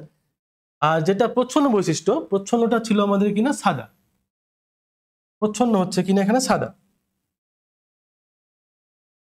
তাহলে একটা সিম্পল, আমরা যে ল অফ ডমিনেন্স পড়েছি মেন্ডেলের একসঙ্খ জয়নে, এখানে লাল যদি প্রকট হয় তাহলে হেটেরোজাইগাস অবস্থায় অবশ্যই লাল আসার কথা তো, কিন্তু ম্যাজিক্যালি এসে যায় আমাদের পিঙ্ক, গোলাপি। এটা কি ব্যাপার ভাই, গোলাপি এলো কোত্থেকে?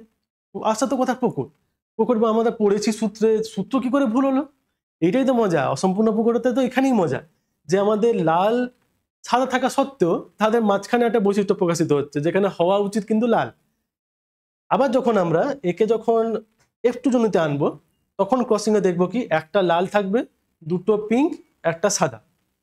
মানে যদি অনুপাত করি, যদি অনুপাত বের করি, তাহলে capital R small R, capital R small R, মানে এখান থেকে বের করলাম সেটাকে। তাহলে capital R capital R, capital R small R, capital R small R, small R small R. তাহলে হওয়া উচিত ছিল আমার তিনটা লাল হওয়া উচিত ছিল, হয়ে গেল আমাদের একটা লাল। এই একটাই লাল, এই দুটো আমাদের পিঙ্ক, এই দুটো আমাদের হয়েছে পিঙ্ক, আর এটা একটা হচ্ছে আমাদের সাদা। তাহলে এর ফেনোটাইপ অনুপাত কি হবে তাহলে? এবারে তো গড়বড়, ফেনোটাইপ অনুপাত এবার তো গড়বড় হয়ে গেল। সেখানে আমাদের প্রকটটা ছিল বলে কোনো অসুবিধা হচ্ছিল না, তিনটাকে আমরা বলে দিচ্ছিলাম লম্বা। এখানে তো ভাই সেটা হবে না, তাহলে কি হবে? তাহলে এখানে যে ফিনোটাইপ,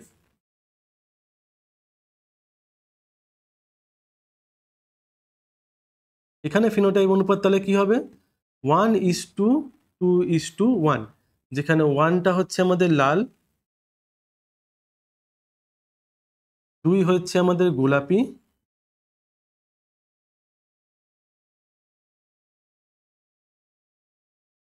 আর 1 হচ্ছে আমাদের সাদা। দেখো হয়ে গেল চেঞ্জ। তাহলে আমাদের অসম্পূর্ণ প্রকটতায় লাল, গোলাপি আর সাদা এলো, 1:2:1 এলো। এবারে চলে আসি এর ফিনোটাইপ অনুপাত, জেনোটাইপ অনুপাত তাহলে কি হবে? তাহলে এর জেনোটাইপ অনুপাত হয়ে যাবে আমাদের, সেও তো 1:2:1ই আসছে দেখো।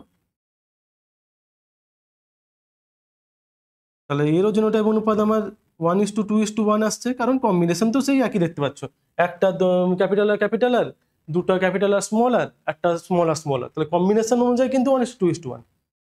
ব্যাস, তাহলে এর ফিনোটাইপ অনুপাত যা, জিনোটাইপ অনুপাতও তাই, দুটো আমাদের সমান।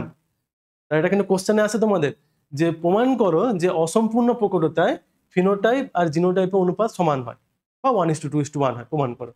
তো চেকার বোর্ড সহ প্রমাণ করে দেবে, তোমরা এই চেকার বোর্ড দিয়ে প্রমাণ করে দেবে। এবারে চলে আসি আমাদের যে লিঙ্গ নির্ধারণ, আমাদের মানুষের লিঙ্গ নির্ধারণ, দেখো আমরা তো জানি যে আমাদের দু ধরনের ক্রোমোজোম থাকে, একটাকে বলা হয় অটোজোম, একটাকে সেক্স ক্রোমোজোম। অটোজোম মানে যেটা আমাদের দৈহিক বৈশিষ্ট্য নিয়ন্ত্রণ করবে, আর সেক্স ক্রোমোজোম মানে যেটা আমাদের সেক্স বা লিঙ্গ নির্ধারণ করবে।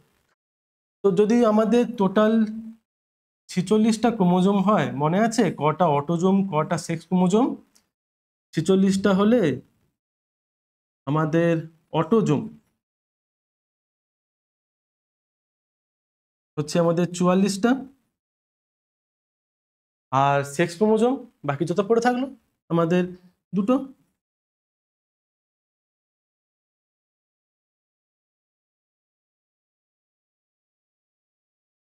সেক্স ক্রোমোজোম আমাদের হয়ে যাবে দুটো, সেক্স ক্রোমোজোম আমাদের হয়ে যাবে দুটো। তাহলে এবারে এই যে দুটো, এই দুটো ভিন্নতা আছে তো আমাদের, পুরুষের আলাদা স্ত্রীর আলাদা, কিন্তু পুরুষের ক্ষেত্রে এই দুটো হচ্ছে আমাদের এক্স ওয়াই, ঠিক, আর স্ত্রী দেহের ক্ষেত্রে হচ্ছে আমাদের এক্স এক্স, দুটো এক্স আছে আমাদের। হুম, এবার দেখো একটা ব্যাপার, দেখো মহিলাদের কিন্তু দুটো এক্স, আমাদের একটা এক্স, আর একটা ভিন্ন আছে ওয়াই।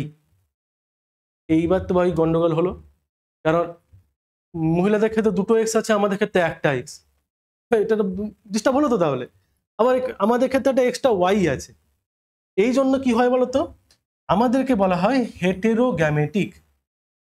হেটেরো কথার অর্থ, হেটেরো কথার অর্থ হচ্ছে ভিন্ন। হেটেরো কথার অর্থ কি? হেটেরো কথার অর্থ হচ্ছে ভিন্ন, আর গ্যামেটিক মানে গ্যামেট সৃষ্টি করছে। তাহলে যেহেতু আমরা যখন শুক্রাণু তৈরি করব, যখন আমরা শুক্রাণু তৈরি করব তখন দেখবে আমরা, ধরো এটা এক্স ওয়াই, এক্স ওয়াই, একটা শুক্রাণু আমাদের এক্স নিয়ে যাবে, একটা শুক্রাণু ওয়াই নিয়ে যাবে। তো আমরা তো জানি যে শুক্রাণু আমাদের গ্যামেট, তাহলে হয়ে গেল দুটো ভিন্ন গ্যামেট, এক্স ওয়াই হয়ে গেল আমাদের হেটেরোগ্যামেটিক।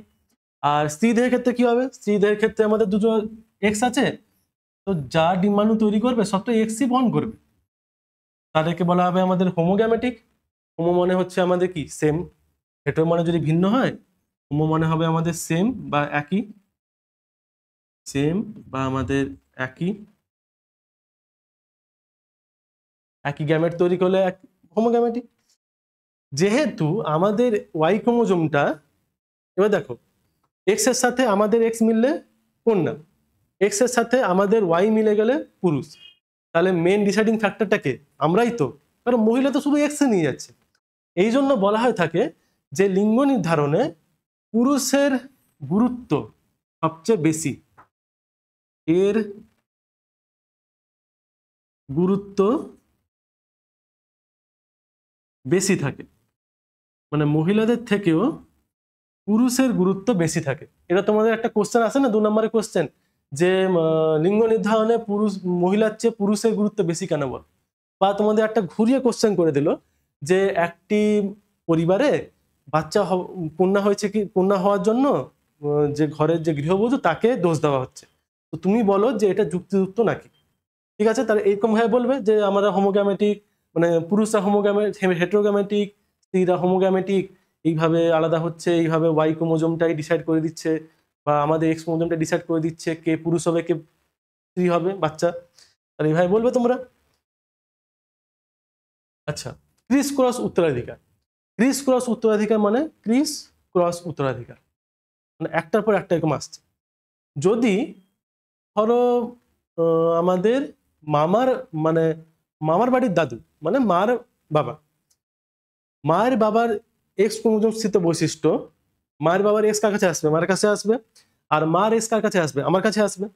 তাহলে মায়ের মাতামহ মানে হচ্ছে আমার মামার বাড়ির দাদু, মাতামহের বৈশিষ্ট্য,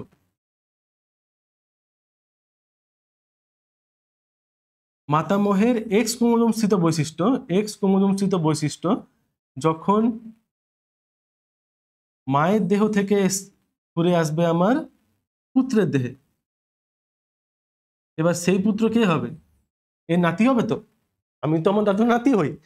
এই জন্য লেখা আছে দেখো, মাতামহের এক্স ক্রোমোজোম স্থিত প্রচ্ছন্ন জিনের বৈশিষ্ট্য যদি কন্যার দ্বারা দৌহিত্র মানে নাতি, দৌহিত্র মানে আমরা জানি নাতি, রোহিত মানে নাতি আমাদের, তা নাতির দেহে যদি যায় তাকে আমরা বলবো কি না ক্রিস ক্রস উত্তরাধিকার। দেখো এরকম এরকম যাচ্ছে না, ক্রিস ক্রস, মাঝখানে একটা আলাদা লিঙ্গ চলে এলো, উপরে দুটো পুরুষ, এই রকমের বংশগতিকে বলা হচ্ছে কিনা আমাদের ক্রিস ক্রস উত্তরাধিকার। এবার আসি কোথায় না হল্যান্ড্রিক জিন কাকে বলে। দেখো এক্স ক্রোমোজোম যেরকম জিন বহন করে, ওয়াই ক্রোমোজোমও কিন্তু কিছু কিছু জিন বহন করে। তাহলে ওয়াই ক্রোমোজোম স্থিত জিনকে বলা হচ্ছে আমাদের হল্যান্ড্রিক জিন। বা উদাহরণ কি দেবে না, উদাহরণ আমাদের দেখো দেখতেই পাচ্ছ, কানের লতিতে চুল। বাবার যদি কানের লতিতে চুল থাকে, তার ছেলেরও কিন্তু কানের লতিতে চুল থাকবে, কারণ এটা ওয়াই ক্রোমোজোমটা তো এর কাছেই এসছে, এর কাছেই তো ওয়াই ক্রোমোজোমটা এসছে বাবার। এ তো আর মহিলা তো আর ওয়াই ক্রোমোজোম নেবে না, মানে যদি কন্যা হয় সে তো ওয়াই ক্রোমোজোম নেবে না বাবার কাছ থেকে। তাহলে ওয়াই ক্রোমোজোম স্থিত জিনকে বলা হচ্ছে হল্যান্ড্রিক জিন।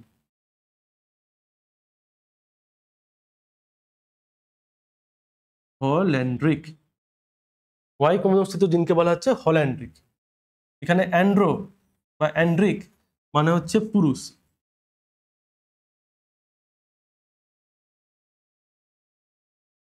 অ্যান্ড্রিক মানে হচ্ছে কিনা পুরুষ, ঠিক আছে। আচ্ছা, এবার চলে আসি আমাদের যে আমাদের কি কি রোগগুলো পড়তে হবে। আমাদের তো 3টা রোগ পড়েছি আমরা, এখানে আমাদের সিলেবাসে 3টা রোগ আছে, থ্যালাসেমিয়া, হিমোফিলিয়া আর বর্ণান্ধতা। তো জিনগত রোগকে আমরা দুভাগে ভাগ করি, একটাকে বলা হচ্ছে কি না অটোজোমাল বাহিত রোগ, আর একটাকে বলা হবে আমাদের কি না লিঙ্গ সংযোজিত রোগ। অটোজোমাল মানে বুঝতেই পারছো যে রোগগুলো আমাদের অটোজোম দ্বারা বাহিত হবে। অটোজোম দ্বারা বাহিত রোগে তাহলে উদাহরণ কি বলবে মনে আছে তো, থ্যালাসেমিয়া। হ্যাঁ, এই থ্যালাসেমিয়া, তাহলে যে সমস্ত জিনগত রোগ অটোজোম দ্বারা বাহিত হয় তাকে বলা হবে থ্যালাসেমিয়া, তাকে বলা হবে থ্যালাসেমিয়া, ভুল বললাম, তাকে বলা হবে অটোজোমাল রোগ, তার উদাহরণ থ্যালাসেমিয়া। আচ্ছা, তো যখনই অটোজোমাল রোগে কোনো কোশ্চেন আসবে না, সবসময় দেখবে একটা নাম্বারিং লেখা থাকবে যে কত নম্বর, কত নম্বর ক্রোমোজোম, এই শব্দটা সবসময় দেখতে পাবে। যখন দেখবে যে এরকম নম্বরিং দেওয়া আছে, বুঝে নিতে হবে সেটা হচ্ছে আমার অটোজোমাল রোগ, যখন নাম্বারিং দেওয়া থাকবে, ঠিক আছে। আর কি না লিঙ্গ সংযোজিত রোগ। লিঙ্গ সংযোজিত মানে হচ্ছে যেগুলো লিঙ্গ নির্ধারণকারী ক্রোমোজোম দ্বারা বাহিত হবে, মানে এক্স ক্রোমোজোম আর ওয়াই ক্রোমোজোম দ্বারা বাহিত রোগগুলোকে বলা হবে কি না লিঙ্গ সংযোজিত রোগ। দুটো পড়েছি আমরা, যে একটা হচ্ছে আমাদের হিমোফিলিয়া, একটা হচ্ছে আমাদের বর্ণান্ধতা। এবারে আমাদের সিলেবাসে কিন্তু ওয়াই ক্রোমোজোম দ্বারাটা দেওয়া নেই, ওই একটাই সে কানের লতিতে চুল ছিল, সেটা তো আমাদের সিলেবাসে তো নেই। তো আমাদের পড়তে হবে এই দুটো, হিমোফিলিয়া বর্ণান্ধতা। তাহলে আসা যাক ফার্স্টে আমাদের থ্যালাসেমিয়া কি, মনে পড়ছিল থ্যালাসেমিয়া কি জিনিস? আচ্ছা, তার আগে বলে দিই যে থ্যালাসেমিয়া নামটা কোত্থেকে এসছে। মনে করো থ্যালাসেমিয়া নামটা আমাদের এসছে থ্যালাসো থেকে।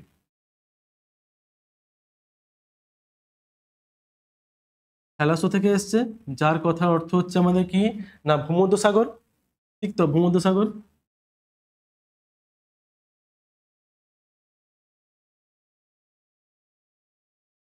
থ্যালাসো কথার অর্থ এখানে ভূমধ্যসাগর। আর যেহেতু এটা প্রথমবার এই রক্তের রোগটা আমার ভূমধ্যসাগর দেখা গেছিল, সেই জন্য এর নাম হয়ে গেছে থ্যালাসেমিয়া। তাহলে থ্যালাসেমিয়া একটি জিনগত রোগ, যেখানে আমাদের হয় কি থ্যালাসেমিয়া যদি তোমরা শুনে থাকবে, এখন তো অনেক রোগ তো শুনতে পাও তোমরা। থ্যালাসেমিয়া রোগে কি হয় দেখো, আমাদের যে রক্ত তৈরি করে কে, রক্তের মধ্যে থাকে কি, রক্তের মধ্যে থাকে আমাদের হিমোগ্লোবিন, যেটাই আমাদের অক্সিজেন আর কার্বন ডাইঅক্সাইড পরিবহন করে। এবার তুমি যদি ভাবো যে হিমোগ্লোবিনই তৈরি হচ্ছে না, তো মানুষের তো অ্যানিমিয়া হবে। সেই রকম অ্যানিমিয়াকে বলা হচ্ছে কিনা থ্যালাসেমিয়া, যেখানে আমাদের হিমোগ্লোবিনের উৎপাদনের ক্ষমতা বন্ধ হয়ে যায়। তো হিমোগ্লোবিনের ব্যাপারটা কি যেখানে হিমোগ্লোবিন,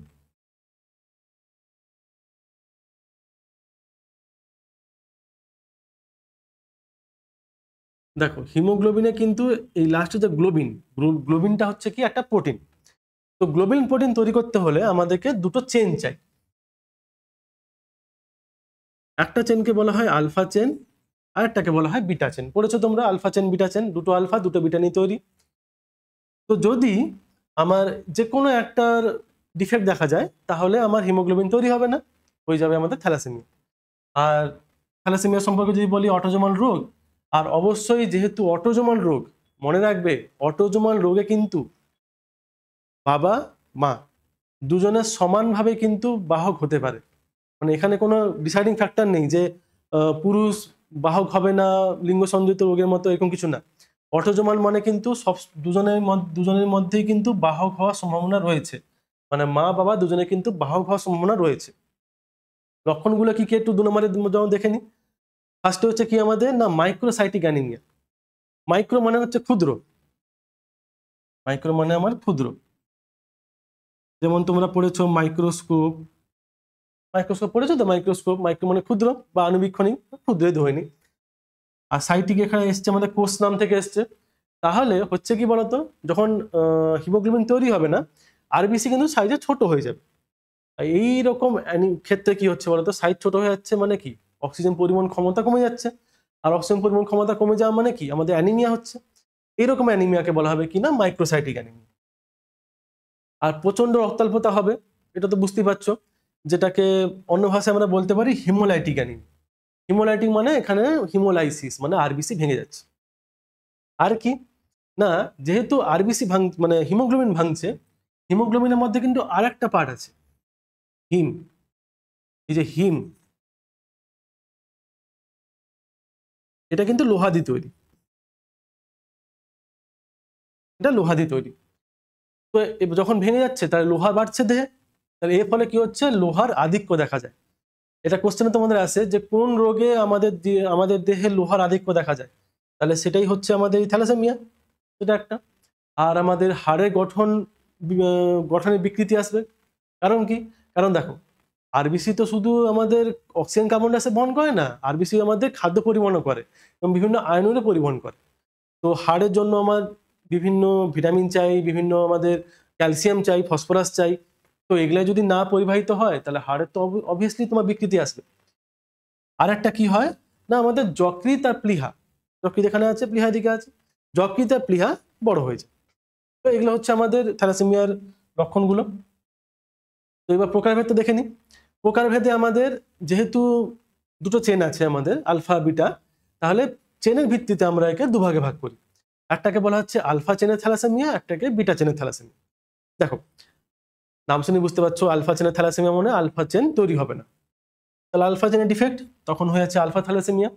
আর আলফা চেনের জিন থাকে কোথায়, এই নাম্বারটা মনে রাখবে, আলফা চেনের জিন থাকে আমাদের 16 নম্বর ক্রোমোজোমে। কত নম্বর ক্রোমোজোম না 16 নম্বর ক্রোমোজোমে, ঠিক আছে। আর কি বিটা থ্যালাসেমিয়া, তো বিটা অবভিয়াসলি নাম শুনে বুঝতে পারছো যে বিটা চেন তৈরি হবে না, তাহলে আমার হয়ে যাবে আমাদের বিটা থ্যালাসেমিয়া। আর ক্রোমোজোম নাম্বার 11, তাহলে এর হচ্ছে আমার 16, এর হচ্ছে আমার 11 নম্বর ক্রোমোজোম। আর এই দেখেছো নাম্বারিং আসছে, অটোজোমাল রোগ মানে নাম্বারিং আসবে মাস্ট একদম।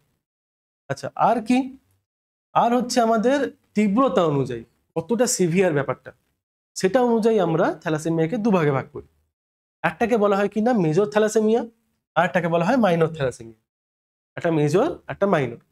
দেখো নাম শুনে বুঝতে পারছো, মেজর মানে হবে কিন্তু গুরুতর রক্তাল্পতা, গুরুতর মানে এখানে তোমার সপ্তাহে হয়তো 3-4 দিনই তোমাকে খালি রক্ত দিতে হবে, শুধু রক্তই তোমাকে দিয়ে দিতে হবে। তো বুঝতে পারছো এটা খুব খতরনাক একটা থ্যালাসেমিয়া। আর এখানে কি হচ্ছে বলতো, এখানে যে এই যে আলফা চেন আর বিটা চেন, এগুলো তৈরি করার জন্য তো একটা অ্যালিলগুলো চাই, অ্যালিলগুলো পুরো মিসিং। তাই পুরো মিসিং হলে তাহলে আলফা চেন তৈরি হবে কি করে। তো আলফা চেনও সেই একই হাল, বিটা চেনও সেই একই হাল। যদি কেউ অ্যালিল অনুপস্থিত, ভয়ঙ্কর অ্যানিমিয়া যাকে আমরা বলবো থ্যালাসেমিয়া মেজর। আর আলফা চেনের যে থ্যালাসেমিয়া, আলফা চেন যদি একদম না থাকে তাহলে আলফা থ্যালাসেমিয়া মেজর, তাকে আমরা বলে থাকি কি না হাইড্রপস ফিটালিস। এটা তোমাদের একটা কোশ্চেন আছে না, হাইড্রপস ফিটালিস কাকে বলে। তো আলফা চেন থ্যালাসেমিয়াকে আমরা বলে থাকি কি না হাইড্রপস ফিটালিস। আর যদি সেটা বিটা চেনের থ্যালাসেমিয়া মেজর হয় তাকে আমরা বলবো কি কুলিজ সিনড্রোম বা কুলি বর্ণিত অ্যানিমিয়া, কুলিজ সিনড্রোম বা কুলি বর্ণিত অ্যানিমিয়া। ঠিক আছে, এগুলো আমাদের মেজর। আর মাইনর বুঝতেই পারছো যে আমার অত বেশি হবে না, খালি বাহক হবে। তো বাহক হলে তো আর আমার অত রোগের ভয়ঙ্কর ব্যবস্থা আসবে না বা ওরকম কিছু আসবে না, তো দরকার নেই, এটা হালকাই আছে, হালকাই থাকতে দাও। যাদের হালকা আছে তারা বেঁচে যাচ্ছে, তাদেরকে অত রক্ত দিতে হবে না, তাহলে এদের ক্ষেত্রে হচ্ছে আমাদের হালকা রক্তাল্পতা হবে। আচ্ছা, তো এবার একটু উত্তরাধিকারটা দেখে নিই যে কিরকম আমাদের চেকার বোর্ডগুলো আসে। তো ধরো তোমাকে বললো যে বাবা মা আমার উভয়ই থ্যালাসেমিয়ার বাহক হলে সন্তানের থ্যালাসেমিয়া হওয়ার সম্ভাবনা কত। তাহলে দেখো তোমাদের বইতে যেরকম তোমরা পড়েছো যে এরকম থ্যাল করে, থ্যাল প্লাস হলে আমার প্রকোড আছে, মানে নর্মাল যেটাকে ধরে নিচ্ছি এখানে, কারণ থ্যালাসেমিয়া তো আমাদের প্রচ্ছন্ন জিনবাহিত রোগ, আর থ্যাল থাকলে আমার হচ্ছে প্রচ্ছন্ন।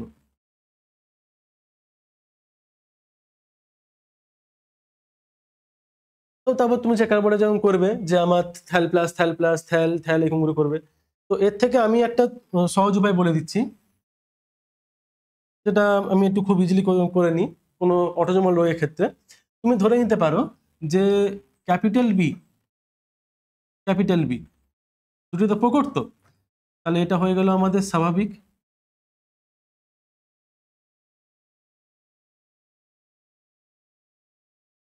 এই টেকনিকটা ইউজ করতে পারো, এটা হচ্ছে আমার স্বাভাবিক ক্যাপিটাল বি স্মল বি।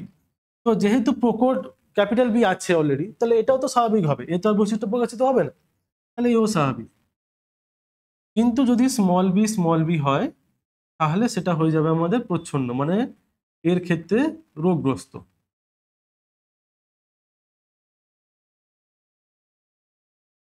এক্ষেত্রে আমাদের রোগগ্রস্ত, ঠিক আছে।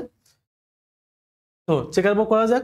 বলা হয়েছে কি আমাদের বাবা মা দুজনেই বাহক। তো বাহক মানেই হচ্ছে আমার এরকম দেখতে হবে, বাহক মানে যার মধ্যে একটা প্রচ্ছন্ন জিন অলরেডি উপস্থিত আছে। তাহলে এখানে করা যাক। তো বাবা মা বাহক বলেছে মানে আমার দুটোই ক্যাপিটাল বি স্মল বি। এখন সরাসরি চেকার বলে দেখিয়ে দিচ্ছি তোমাদের। এদিকে দিয়ে দাও পুরুষ, এদিকে দিয়ে দাও আমার স্ত্রী, ঠিক আছে। তাহলে capital B capital B capital B small B capital B small B small B small B. তাহলে চেকার বোর্ড থেকে আমরা পাচ্ছি কটা, মানে আমাদের রোগগ্রস্ত কটা, কটা নর্মাল, কটা বাহক।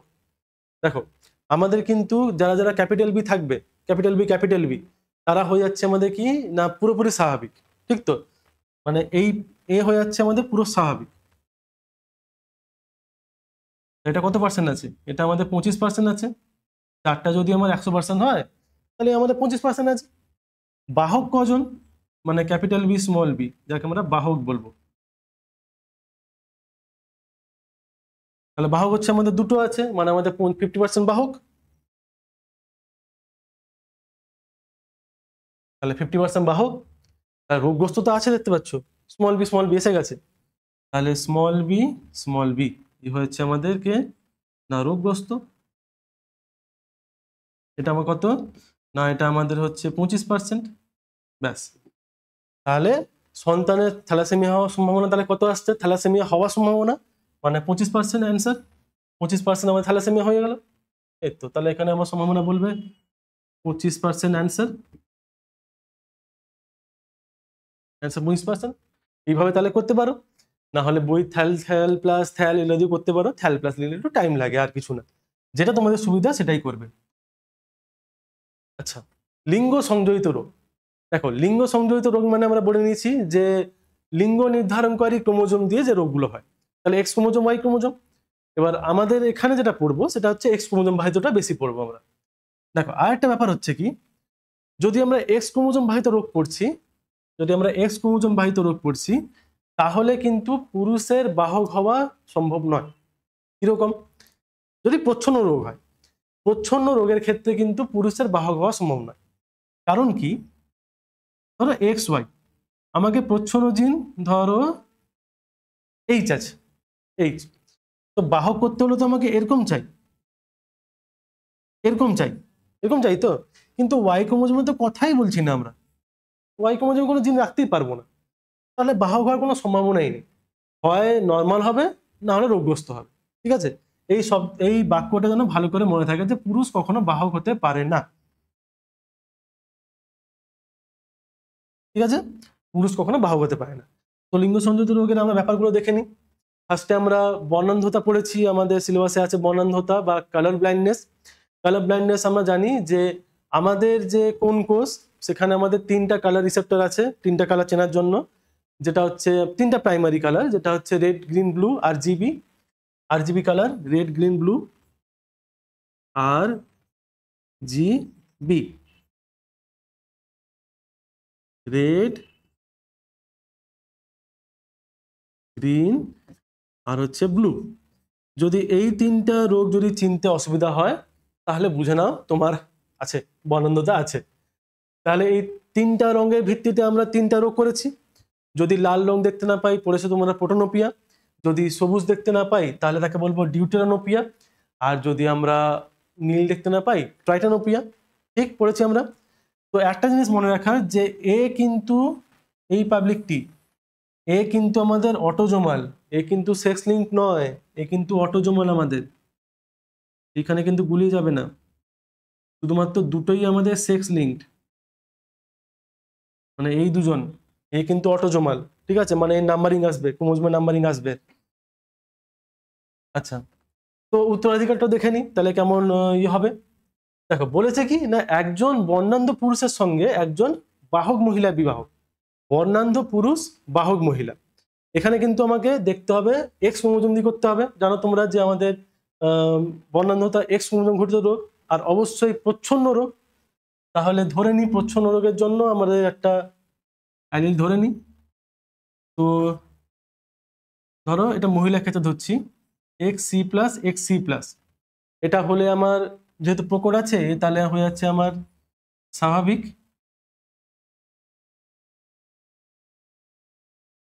এই আমার হয়ে গেল স্বাভাবিক।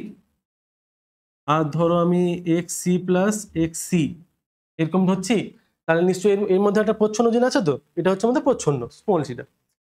তাহলে এ হয়ে গেল আমাদের বাহক, এ হয়ে গেল আমাদের বাহক। আর যদি পুরুষের ক্ষেত্রে ধরি তো তার আগে আমি একে পুরো রোগগ্রস্ত করে দিই। চলো, তাহলে যেহেতু দুটো আমাদের প্রচ্ছন্ন জিন আছে তাহলে এ হয়ে গেল আমাদের রোগগ্রস্ত, তাহলে আমরা রোগগ্রস্ত হয়ে গেল। আর পুরুষের ক্ষেত্রে তো ভাই একটা থাকলেই সে আমার রোগগ্রস্ত হয়ে যাবে, এটা পুরুষ বাই আছে যেহেতু পুরুষ, তাহলে এটা তো আমাদের রোগগ্রস্ত হয়ে গেল, রোগগ্রস্ত হয়ে গেল। তাহলে এবারে চেকার বোর্ড করে দেখিনি যে কিরকম করতে হবে আমাদেরকে। দেখো বলেছে কি একজন বর্ণান্ধ পুরুষের সঙ্গে একজন বাহক মহিলা, তাহলে বর্ণান্ধ পুরুষ, এটা বর্ণান্ধ পুরুষ, আর বাহক মহিলা এ আমার বাহক মহিলা, তাহলে এর দুজনে চেকার বোর্ড করে নিলে হয়ে যাবে আমাদের অ্যান্সার। চল, তো চেকার বোর্ডে যদি আমি এখানে বসাই যে আমার পুরুষটাকে ধরে নিই X C Y, X C Y ধরলাম। আর যদি আমরা বাহক মহিলা ধরি তাহলে X C plus X C.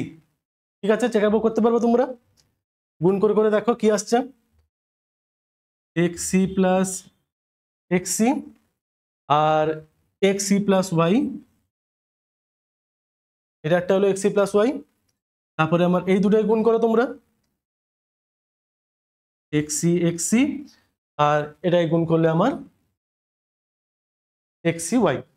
ঠিক আছে, তাহলে বলেছে কি সন্তানদের বর্ণান্ধ হওয়ার সম্ভাবনা কত, বর্ণান্ধ হওয়ার এই শব্দটা কেন জানে কিন্তু ভুল না হয়, বর্ণান্ধ হওয়ার সম্ভাবনা কত মানে রোগগ্রস্ত হওয়ার সম্ভাবনা কত।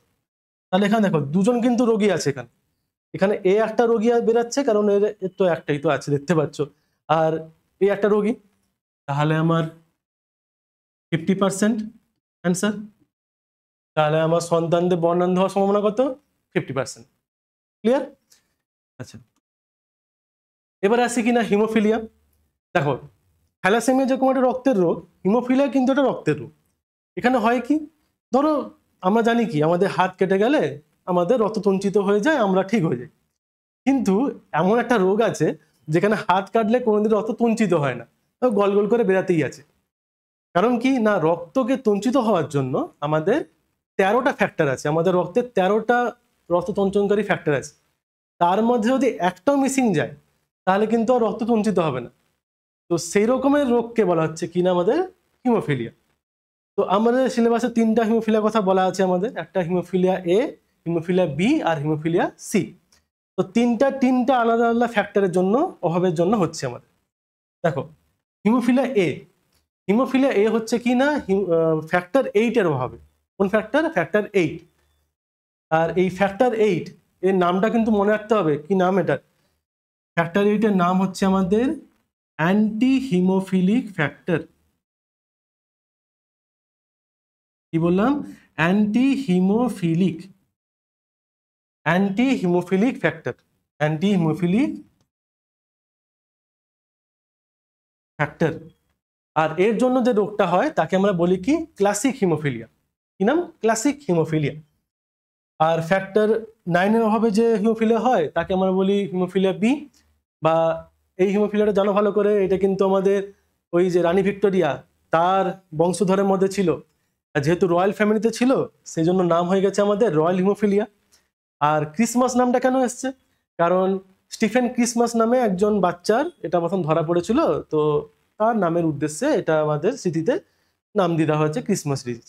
আর ফ্যাক্টর 9-এর যেটা নাম, ফ্যাক্টর 9-এর যেটা নাম, যেরকম আমার অ্যান্টি হিমোফিলিক ছিল, ফ্যাক্টর 9-এর নাম হচ্ছে ক্রিসমাস ফ্যাক্টর।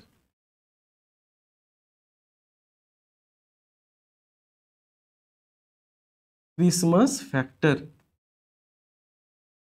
ঠিক আছে? তাহলে তার অ্যান্টি হিমোফিলিক, এ ক্রিসমাস ফ্যাক্টর।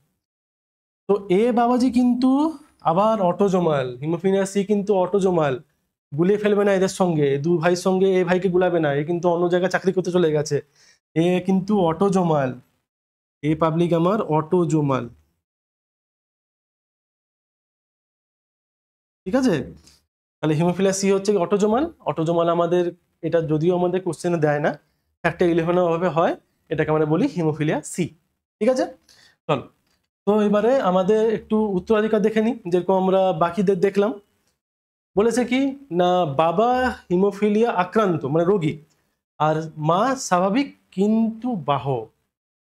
পরীক্ষায় কিন্তু এই শব্দটা মিস করবে না, কিন্তু বাহক। এই যে কিন্তু বাহক, এই একটা ছোট্ট জিনিস তোমার 3 নাম্বার উড়িয়ে দেবে বা 2 নাম্বার উড়িয়ে দেবে।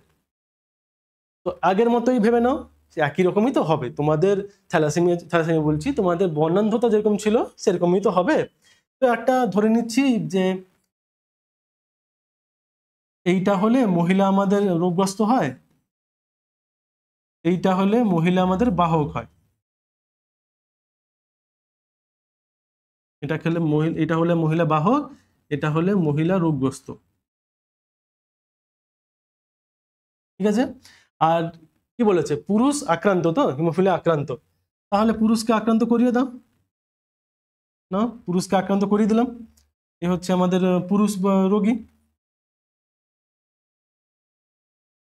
তো চেকার বোর্ডে বসিয়ে দিই এই দুজনকে আমরা, কারণ এই দুজনকে বলেছে আমাদের বসাতে, ঠিক আছে? তো তাহলে চলে যাই এখান থেকে চেকার বোর্ডে। চেকার বোর্ড যদি আমরা করি, দেখো চেকার বোর্ড যদি আমরা করি, এই দুটোকে বসাতে হবে আমাদেরকে। এই দুটোকে যদি বসাই তাহলে হচ্ছে কি আমাদের এক্স স্মল এইচ, আর এখানে পুরুষের ক্ষেত্রে বসাচ্ছি আমরা x small H R Y. তাহলে যদি আমরা এখানে ক্যালকুলেশন করি চেকার বোর্ডে, তাহলে কি বেরাচ্ছে দেখো, X H, X small H একটা, X small H, X small H একটা, এক্স ক্যাপিটাল এইচ ওয়াই একটা, এক্স স্মল এইচ ওয়াই একটা। তাহলে বলেছিল কি, আমাদের বলেছিল যে পুত্র এবং কন্যা সন্তান কিরূপ হবে তা চেকার বোর্ডের সাহায্যে দেখাও। তাহলে দেখো এই দুটো তো আমাদের কন্যা, এই দুটো আমাদের কন্যা, আর এই দুটো হচ্ছে পুরুষ। তাহলে কন্যাদের মধ্যে দেখো আমাদের বাহক হচ্ছে আমাদের এখানে, এ হচ্ছে আমাদের বাহক, এ হচ্ছে আমাদের রোগগ্রস্ত। এখন যদি শুধু কন্যা ধরে করি আমরা, তাহলে শুধু কন্যা ধরে করলে আমাদের 25% আমার 50% হয়ে যাচ্ছে, আমার 50% হয়ে যাচ্ছে কি বাহক হচ্ছে, 50% আমাদের বাহক, আর 50% হচ্ছে আমাদের রোগগ্রস্ত। তাহলে 50% বাকি হয়ে গেল আমাদের রোগগ্রস্ত। এটা শুধুমাত্র তখনই অ্যাপ্লিকেবল হবে যখন শুধু কন্যা বলবে বা শুধু পুত্র বলবে। এখন টোটাল যদি সন্তান ধরে না হয় তখন কিন্তু আর 50-50 হবে না, তখন আমাকে এখানে 25% বাহক ধরতে হবে, ঠিক তো? আর যদি পুত্র বলি তাহলে পুত্রে এ তো হয়ে যাচ্ছে আমাদের স্বাভাবিক, এ হচ্ছে আমাদের স্বাভাবিক, আর আমার বাকি 50% হচ্ছে আমার কি, 50% হচ্ছে আমার পুত্রদের মধ্যে 50% হচ্ছে আমার রোগগ্রস্ত। তাকে আমরা রোগী বলে দিই, চলো রোগী বলে দিই, হয়ে গেল। তাহলে এটা হচ্ছে আমার হিমোফিলিয়া উত্তরাধিকার, এরকম করে বের করবো আমরা।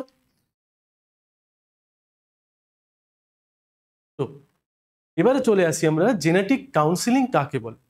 দেখো, যে কোনো মানে যেগুলো জিনগত মানে লিঙ্গ সংযোজিত রোগ, যেগুলো প্রচ্ছন্ন রোগ, প্রচ্ছন্ন রোগের ক্ষেত্রে মুশকিলটা কি বলতো, প্রচ্ছন্ন রোগের ক্ষেত্রে আমরা কিন্তু বুঝতে পারবো না যে সে বাহক বাহক না।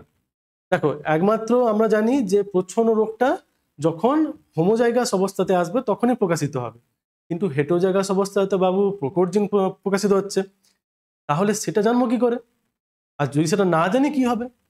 এবার ধরো যে একজন স্বামী সেও বাহক, একজন স্ত্রী সেও বাহক, তো দুজন যখন বাহক মিলবে তখন কিন্তু একটা রোগী হওয়ার চান্স আছে, মানে বাচ্চার কিন্তু একটা রোগগ্রস্ত হওয়ার চান্স থেকে যায় 25%।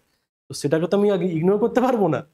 তাই কি করি আমরা, বিয়ের আগে আমরা যাচাই করে নিই যে কে বাহক কে বাহক নয়।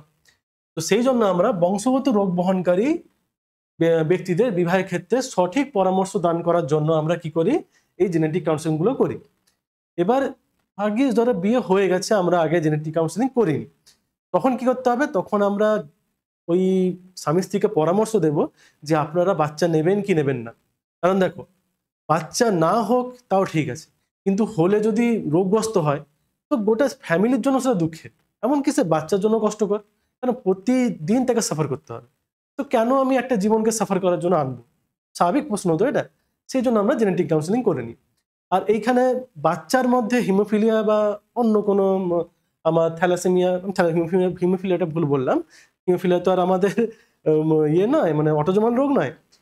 থ্যালাসেমিয়া যেটা বলছি, যে বাচ্চার দেহে থ্যালাসেমিয়া আছে নাকি, মানে ভ্রূণ অবস্থায় পেটের মধ্যে আছে নাকি, ওই অবস্থায় আমরা দুটো টেস্ট করে নিই। তোমরা বইতে পড়েছো, একটা হচ্ছে সিভিএস করিওনিক ভিলাস স্যাম্পলিং, আর একটা আমার অ্যামনিওসিনটেসিস। দুটো টেকনিক আমাদের করতে হয়। তো এই জন্য আমরা জেনেটিক কাউন্সিলিং করে থাকি। তোমাদের একটা কোশ্চেন তোমাদের আসে, এটা ওই 2 নম্বরের কোশ্চেনে দেয় যে জেনেটিক কাউন্সিলিং আমরা কোন রোগের ক্ষেত্রে করব আর কেন করব। অবশ্যই এই কোশ্চেন করে যাও, জেনেটিক কাউন্সিলিং কেন করা হয়। তো এবার কয়েকটা অধ্যায় ভিত্তিক কোশ্চেন আমরা দেখে নিই, একটু জাস্ট প্র্যাকটিস করার জন্য, নিজেদেরকেও একটু বুঝতে পেরে যাবে যে কতটা তোমার এখনো, তুমি কতটা জলে আছো সেটা তো জানতে হবে। চলো করা যাক। ফার্স্টে দেখো কি বলেছে, capital T capital T capital R capital R, এখান থেকে কটা মটর গাছে কয় প্রকারের গ্যামেট উৎপন্ন হবে, কয় প্রকার? অপশন দিচ্ছে তোমাদের 1 প্রকার, 2 প্রকার, 3 প্রকার নাকি 4 প্রকার। বের করবে কি করে? দেখো, যদি ট্র্যাডিশনাল পদ্ধতি আমরা ফলো করি, গতানুগতিক পদ্ধতি, তাহলে এখান থেকে আমার শুধুমাত্র একই রকমের ক্যাপিটাল টি বেরোচ্ছে, এখান থেকে আমার ক্যাপিটাল আর স্মল আর বেরোচ্ছে, ঠিক? তাহলে যেহেতু এটা একই রকমের, তাই এটাকে এইভাবে করে দিতে পারি আমরা। তাহলে capital T capital R, capital T small R, তাহলে 2 প্রকারে এইভাবে বেরোতে পারে। এই টেকনিক ইউজ করতে পারো, নাহলে আমি একটা তোমাকে টেকনিক বলছি, সেটা জলদি হয়ে যাবে। কিরকম? দেখো কি বলেছে, capital T capital R small R, এখানে তোমরা দেখবে যে কোনটা কোনটা হেটেরোজাইগাস অবস্থায় আছে। দেখো কটা হেটেরোজাইগাস অবস্থা এখানে আছে, একটা শুধু হেটেরোজাইগাস অবস্থায় আছে, যেটা আর এর কেসটা। দেখো টি কেসে কিন্তু হেটেরোজাইগাস নেই, হোমোজাইগাস আছে। এখানটা সূত্র তোমাদেরকে বলে দিচ্ছি, করে নেবে। সেটা হচ্ছে 2n এর সূত্র। কি বললাম? 2n এর সূত্র। এখানে n মানে হচ্ছে কটা হেটেরোজাইগাস থাকবে, এখানে কটা আছে, একটা আছে তো, তাহলে বসিয়ে দাও 2^1, দুটো। কতক্ষণ লাগলো? 2 সেকেন্ড 3 সেকেন্ডও লাগবে না ভাই, এই সূত্রটা ইউজ করলে। কিন্তু একটু পরে দেখবে যে এই টেকনিকের ট্র্যাডিশনাল পদ্ধতিতে করতে গেলে কতটা মাথা খারাপ হবে। আর পরীক্ষার সময় ভাই তুমি বসে বসে 1 নম্বরের কোশ্চেনের জন্য তুমি এরকম একটা একটা করে খুলে খুলে দেখতে পারবে না, সম্ভব নয় সেটা। তা দেখা যায় নেক্সট কোশ্চেনটা দেখি করতে পারো নাকি। বড় এসছে, একটা বড় জিনিস। এবার দেখো, capital T small T, capital R small R, capital P small P, capital Q small Q, দেখি বের করতে পারো নাকি এখান থেকে কয় প্রকার গ্যামেট উৎপন্ন হয়। চাইলে তুমি ভিডিওটা একটুক্ষণ পজ করে করতে পারো এটা তুলে রাখার জন্য, কিন্তু সময় যেন 3 সেকেন্ড বা 5 সেকেন্ডে বেশি না লাগে, এটা খেয়াল রাখো। সেই টেকনিক আমি ফলো করে দিচ্ছি তোমাদেরকে। 2n এর সূত্র। তো এখানে দেখো কটা হেটেরোজাইগাস অবস্থা আছে বাবু, এখানে তো আমার একটা হেটেরোজাইগাস অবস্থা, এটা একটা হেটেরোজাইগাস অবস্থা, আর এটা একটা হেটেরোজাইগাস অবস্থা। এ তো আর নয়, এ তো আর হেটেরোজাইগাস অবস্থা নয়, এ তো হোমোজাইগাস অবস্থায় আছে। তাহলে 3টা হেটেরোজাইগাস অবস্থা, তাহলে n = 3 বসিয়ে দাও। কত আসবে গো? 8 আসবে তো? দেখো কতক্ষণ লাগলো। আমি তো এটা লিখছি বলে তাও একটু টাইম লাগছে, তুমি তো মনে মনে মাইন্ড ক্যালকুলেশন করে নেবে, সঙ্গে সঙ্গে 1 সেকেন্ডে উত্তর। 8 প্রকারের গ্যামেট উৎপন্ন হবে, সঙ্গে সঙ্গে তোমার 1 নাম্বার তোমার পকেটে চলে এলো, এমসিকিউর 1 নম্বর তোমার পকেটে চলে এলো, কোনো ব্যাপারই নয় এগুলো। চলো আর একটা দেখি, যেটা আমাদের লং কোশ্চেনে আসে। হিমোফিলিয়া রোগের ক্ষেত্রে স্বাভাবিক পিতা এবং হেটেরোজাইগাস স্বাভাবিক মাতা, এই শব্দটার অর্থ কি? হেটেরোজাইগাস স্বাভাবিক মাতা, যখন এরকম কথা আসবে বুঝে নেবে মহিলা হচ্ছে বাহক। হেটেরোজাইগাস স্বাভাবিক মানে হচ্ছে বাহক, মানে এটার কথা অর্থ হচ্ছে কি? এটার কথা অর্থ হচ্ছে যে মহিলা হচ্ছে বাহক। অবভিয়াসলি পুরুষ তো বাহক হবে না আমাদের। তাহলে করা যাক আমাদের চেকার বোর্ড। স্বাভাবিক পিতা বলেছে, তাহলে স্বাভাবিক পিতা আমরা হিমোফিলিয়া ধরছি যখন, তাহলে আমাদের ক্যাপিটাল এইচ ধরতাম এখানে, কারণ এটা জানো তোমরা এটা প্রচ্ছন্ন রোগ। আর মাতার ক্ষেত্রে বাহক বলেছে, তো বাহকে আমরা x capital H small H. তো ডাইরেক্টলি চেকার বোর্ডে ঢুকে যাই আমরা। চেকার বোর্ড করো। চেকার বোর্ড করলে আমরা এখানে ধরো করলাম এক্স এইচ ওয়াই, মানে ক্যাপিটাল এইচ ওয়াই, আর এখানে x capital H R x small H. তাহলে যখন আমরা গুণ করব এদের সঙ্গে কি কি বেরাচ্ছে দেখা যাক। X capital H X capital H, X capital H Y, X capital H X small H, X small H Y. তাহলে কোশ্চেন কি করেছে আমাদেরকে? কোশ্চেন করেছে আমাদের যে সন্তানদের হিমোফিলিয়া হওয়ার সম্ভাবনা কত। সন্তানদের হিমোফিলিয়া হওয়ার সম্ভাবনা, তাহলে সন্তান মানে আমার টোটাল সন্তান ধরে নিতে হবে আমাকে, মানে পুত্র কন্যা সবাইকে মিলে। তাহলে এখানে হিমোফিলিক কটা আছে? অবভিয়াসলি একটাই দেখতে পাচ্ছ, এই শুধু হিমোফিলিয়া আছে, বাকি তো সবাই তো স্বাভাবিক না হলে বাহক। তাহলে আমার টোটাল ধরলে, আমি টোটালকে যদি ধরি তাহলে 25% আমার রোগগ্রস্ত, 25% রোগগ্রস্ত। সিম্পল অঙ্ক আমাদের। সবসময় চেষ্টা করবে যেন এই চেকার বোর্ডের অঙ্কগুলো করে নেওয়া, খুব ইজি হয় এগুলো কিন্তু, আর একদম ছাঁকা নাম্বার পাও। কারণ অঙ্ক যদি ঠিক হয় ভালো করে জানো, অঙ্কে একদম নাম্বার ফুল পাও তুমি। আচ্ছা, আরেকটা কি? সাদা ও অমসৃণ গিনিপিগের জিনোটাইপ শনাক্ত করো। ভালো করে পড়বে, সাদা এবং অমসৃণ। দেখো অমসৃণটা হচ্ছে গিনিপিগের ক্ষেত্রে কিন্তু প্রকট বৈশিষ্ট্য, এটা হচ্ছে গিনিপিগের ক্ষেত্রে প্রকট বৈশিষ্ট্য, আর সাদা হচ্ছে গিনিপিগের ক্ষেত্রে প্রচ্ছন্ন বৈশিষ্ট্য। তো এবার ধরে নাও যে এখানে তো দেওয়াই আছে অলরেডি যে বি আর আর ধরতে হবে। তাহলে তুমি সাদার জন্য ধরে সাদা যেহেতু প্রচ্ছন্ন, তাহলে অবশ্যই দুটো স্মল বি থাকতে হবে। আর অমসৃণ যেহেতু আমার প্রকট, তাহলে অবশ্যই আমার তাতে ক্যাপিটাল আর থাকতে হবে। ওটা একটা থাকলে যথেষ্ট, কারণ আমরা জানি প্রকট বৈশিষ্ট্য মানে একটা ক্যাপিটাল থাকলে যথেষ্ট আমার। তাহলে দেখো কোনটা কোনটা এরকম জিনিস আছে, দুটো ক্যাপিটাল বি আর একটা ক্যাপিটাল আর কোথায় কোথায় আছে। দেখো এখানে কিন্তু দুটো ক্যাপিটাল বি আছে, মানে এই অপশনটা তো হচ্ছে না। এখানে কি হচ্ছে? এখানে একটা ক্যাপিটাল বি আছে, দুটো ক্ষেত্রে এখানে একটা ক্যাপিটাল বি আছে, মানে এই অপশনটাও হবে না। তাহলে এই দুটো অপশনের মধ্যে এবারে এই দুটো অপশনে দেখো এখানে স্মল আর চলে এসছে, মানে এটা আমার মসৃণ হবে না, মানে অমসৃণ হবে না। তাহলে এই অপশনটাও হলো না, আমার এই অপশনটা দেখো এর সঙ্গে মিল পাবে।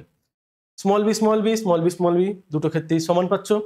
ক্যাপিটাল আর এখানে আছে এখানে আছে, আর স্মল আর থাকলো কি না থাকলো আমার যায় আসে না। এইভাবে অঙ্কগুলো করবে। তাহলে এইভাবে আমাদের আজকের ওয়ান শট ভিডিও শেষ হলো।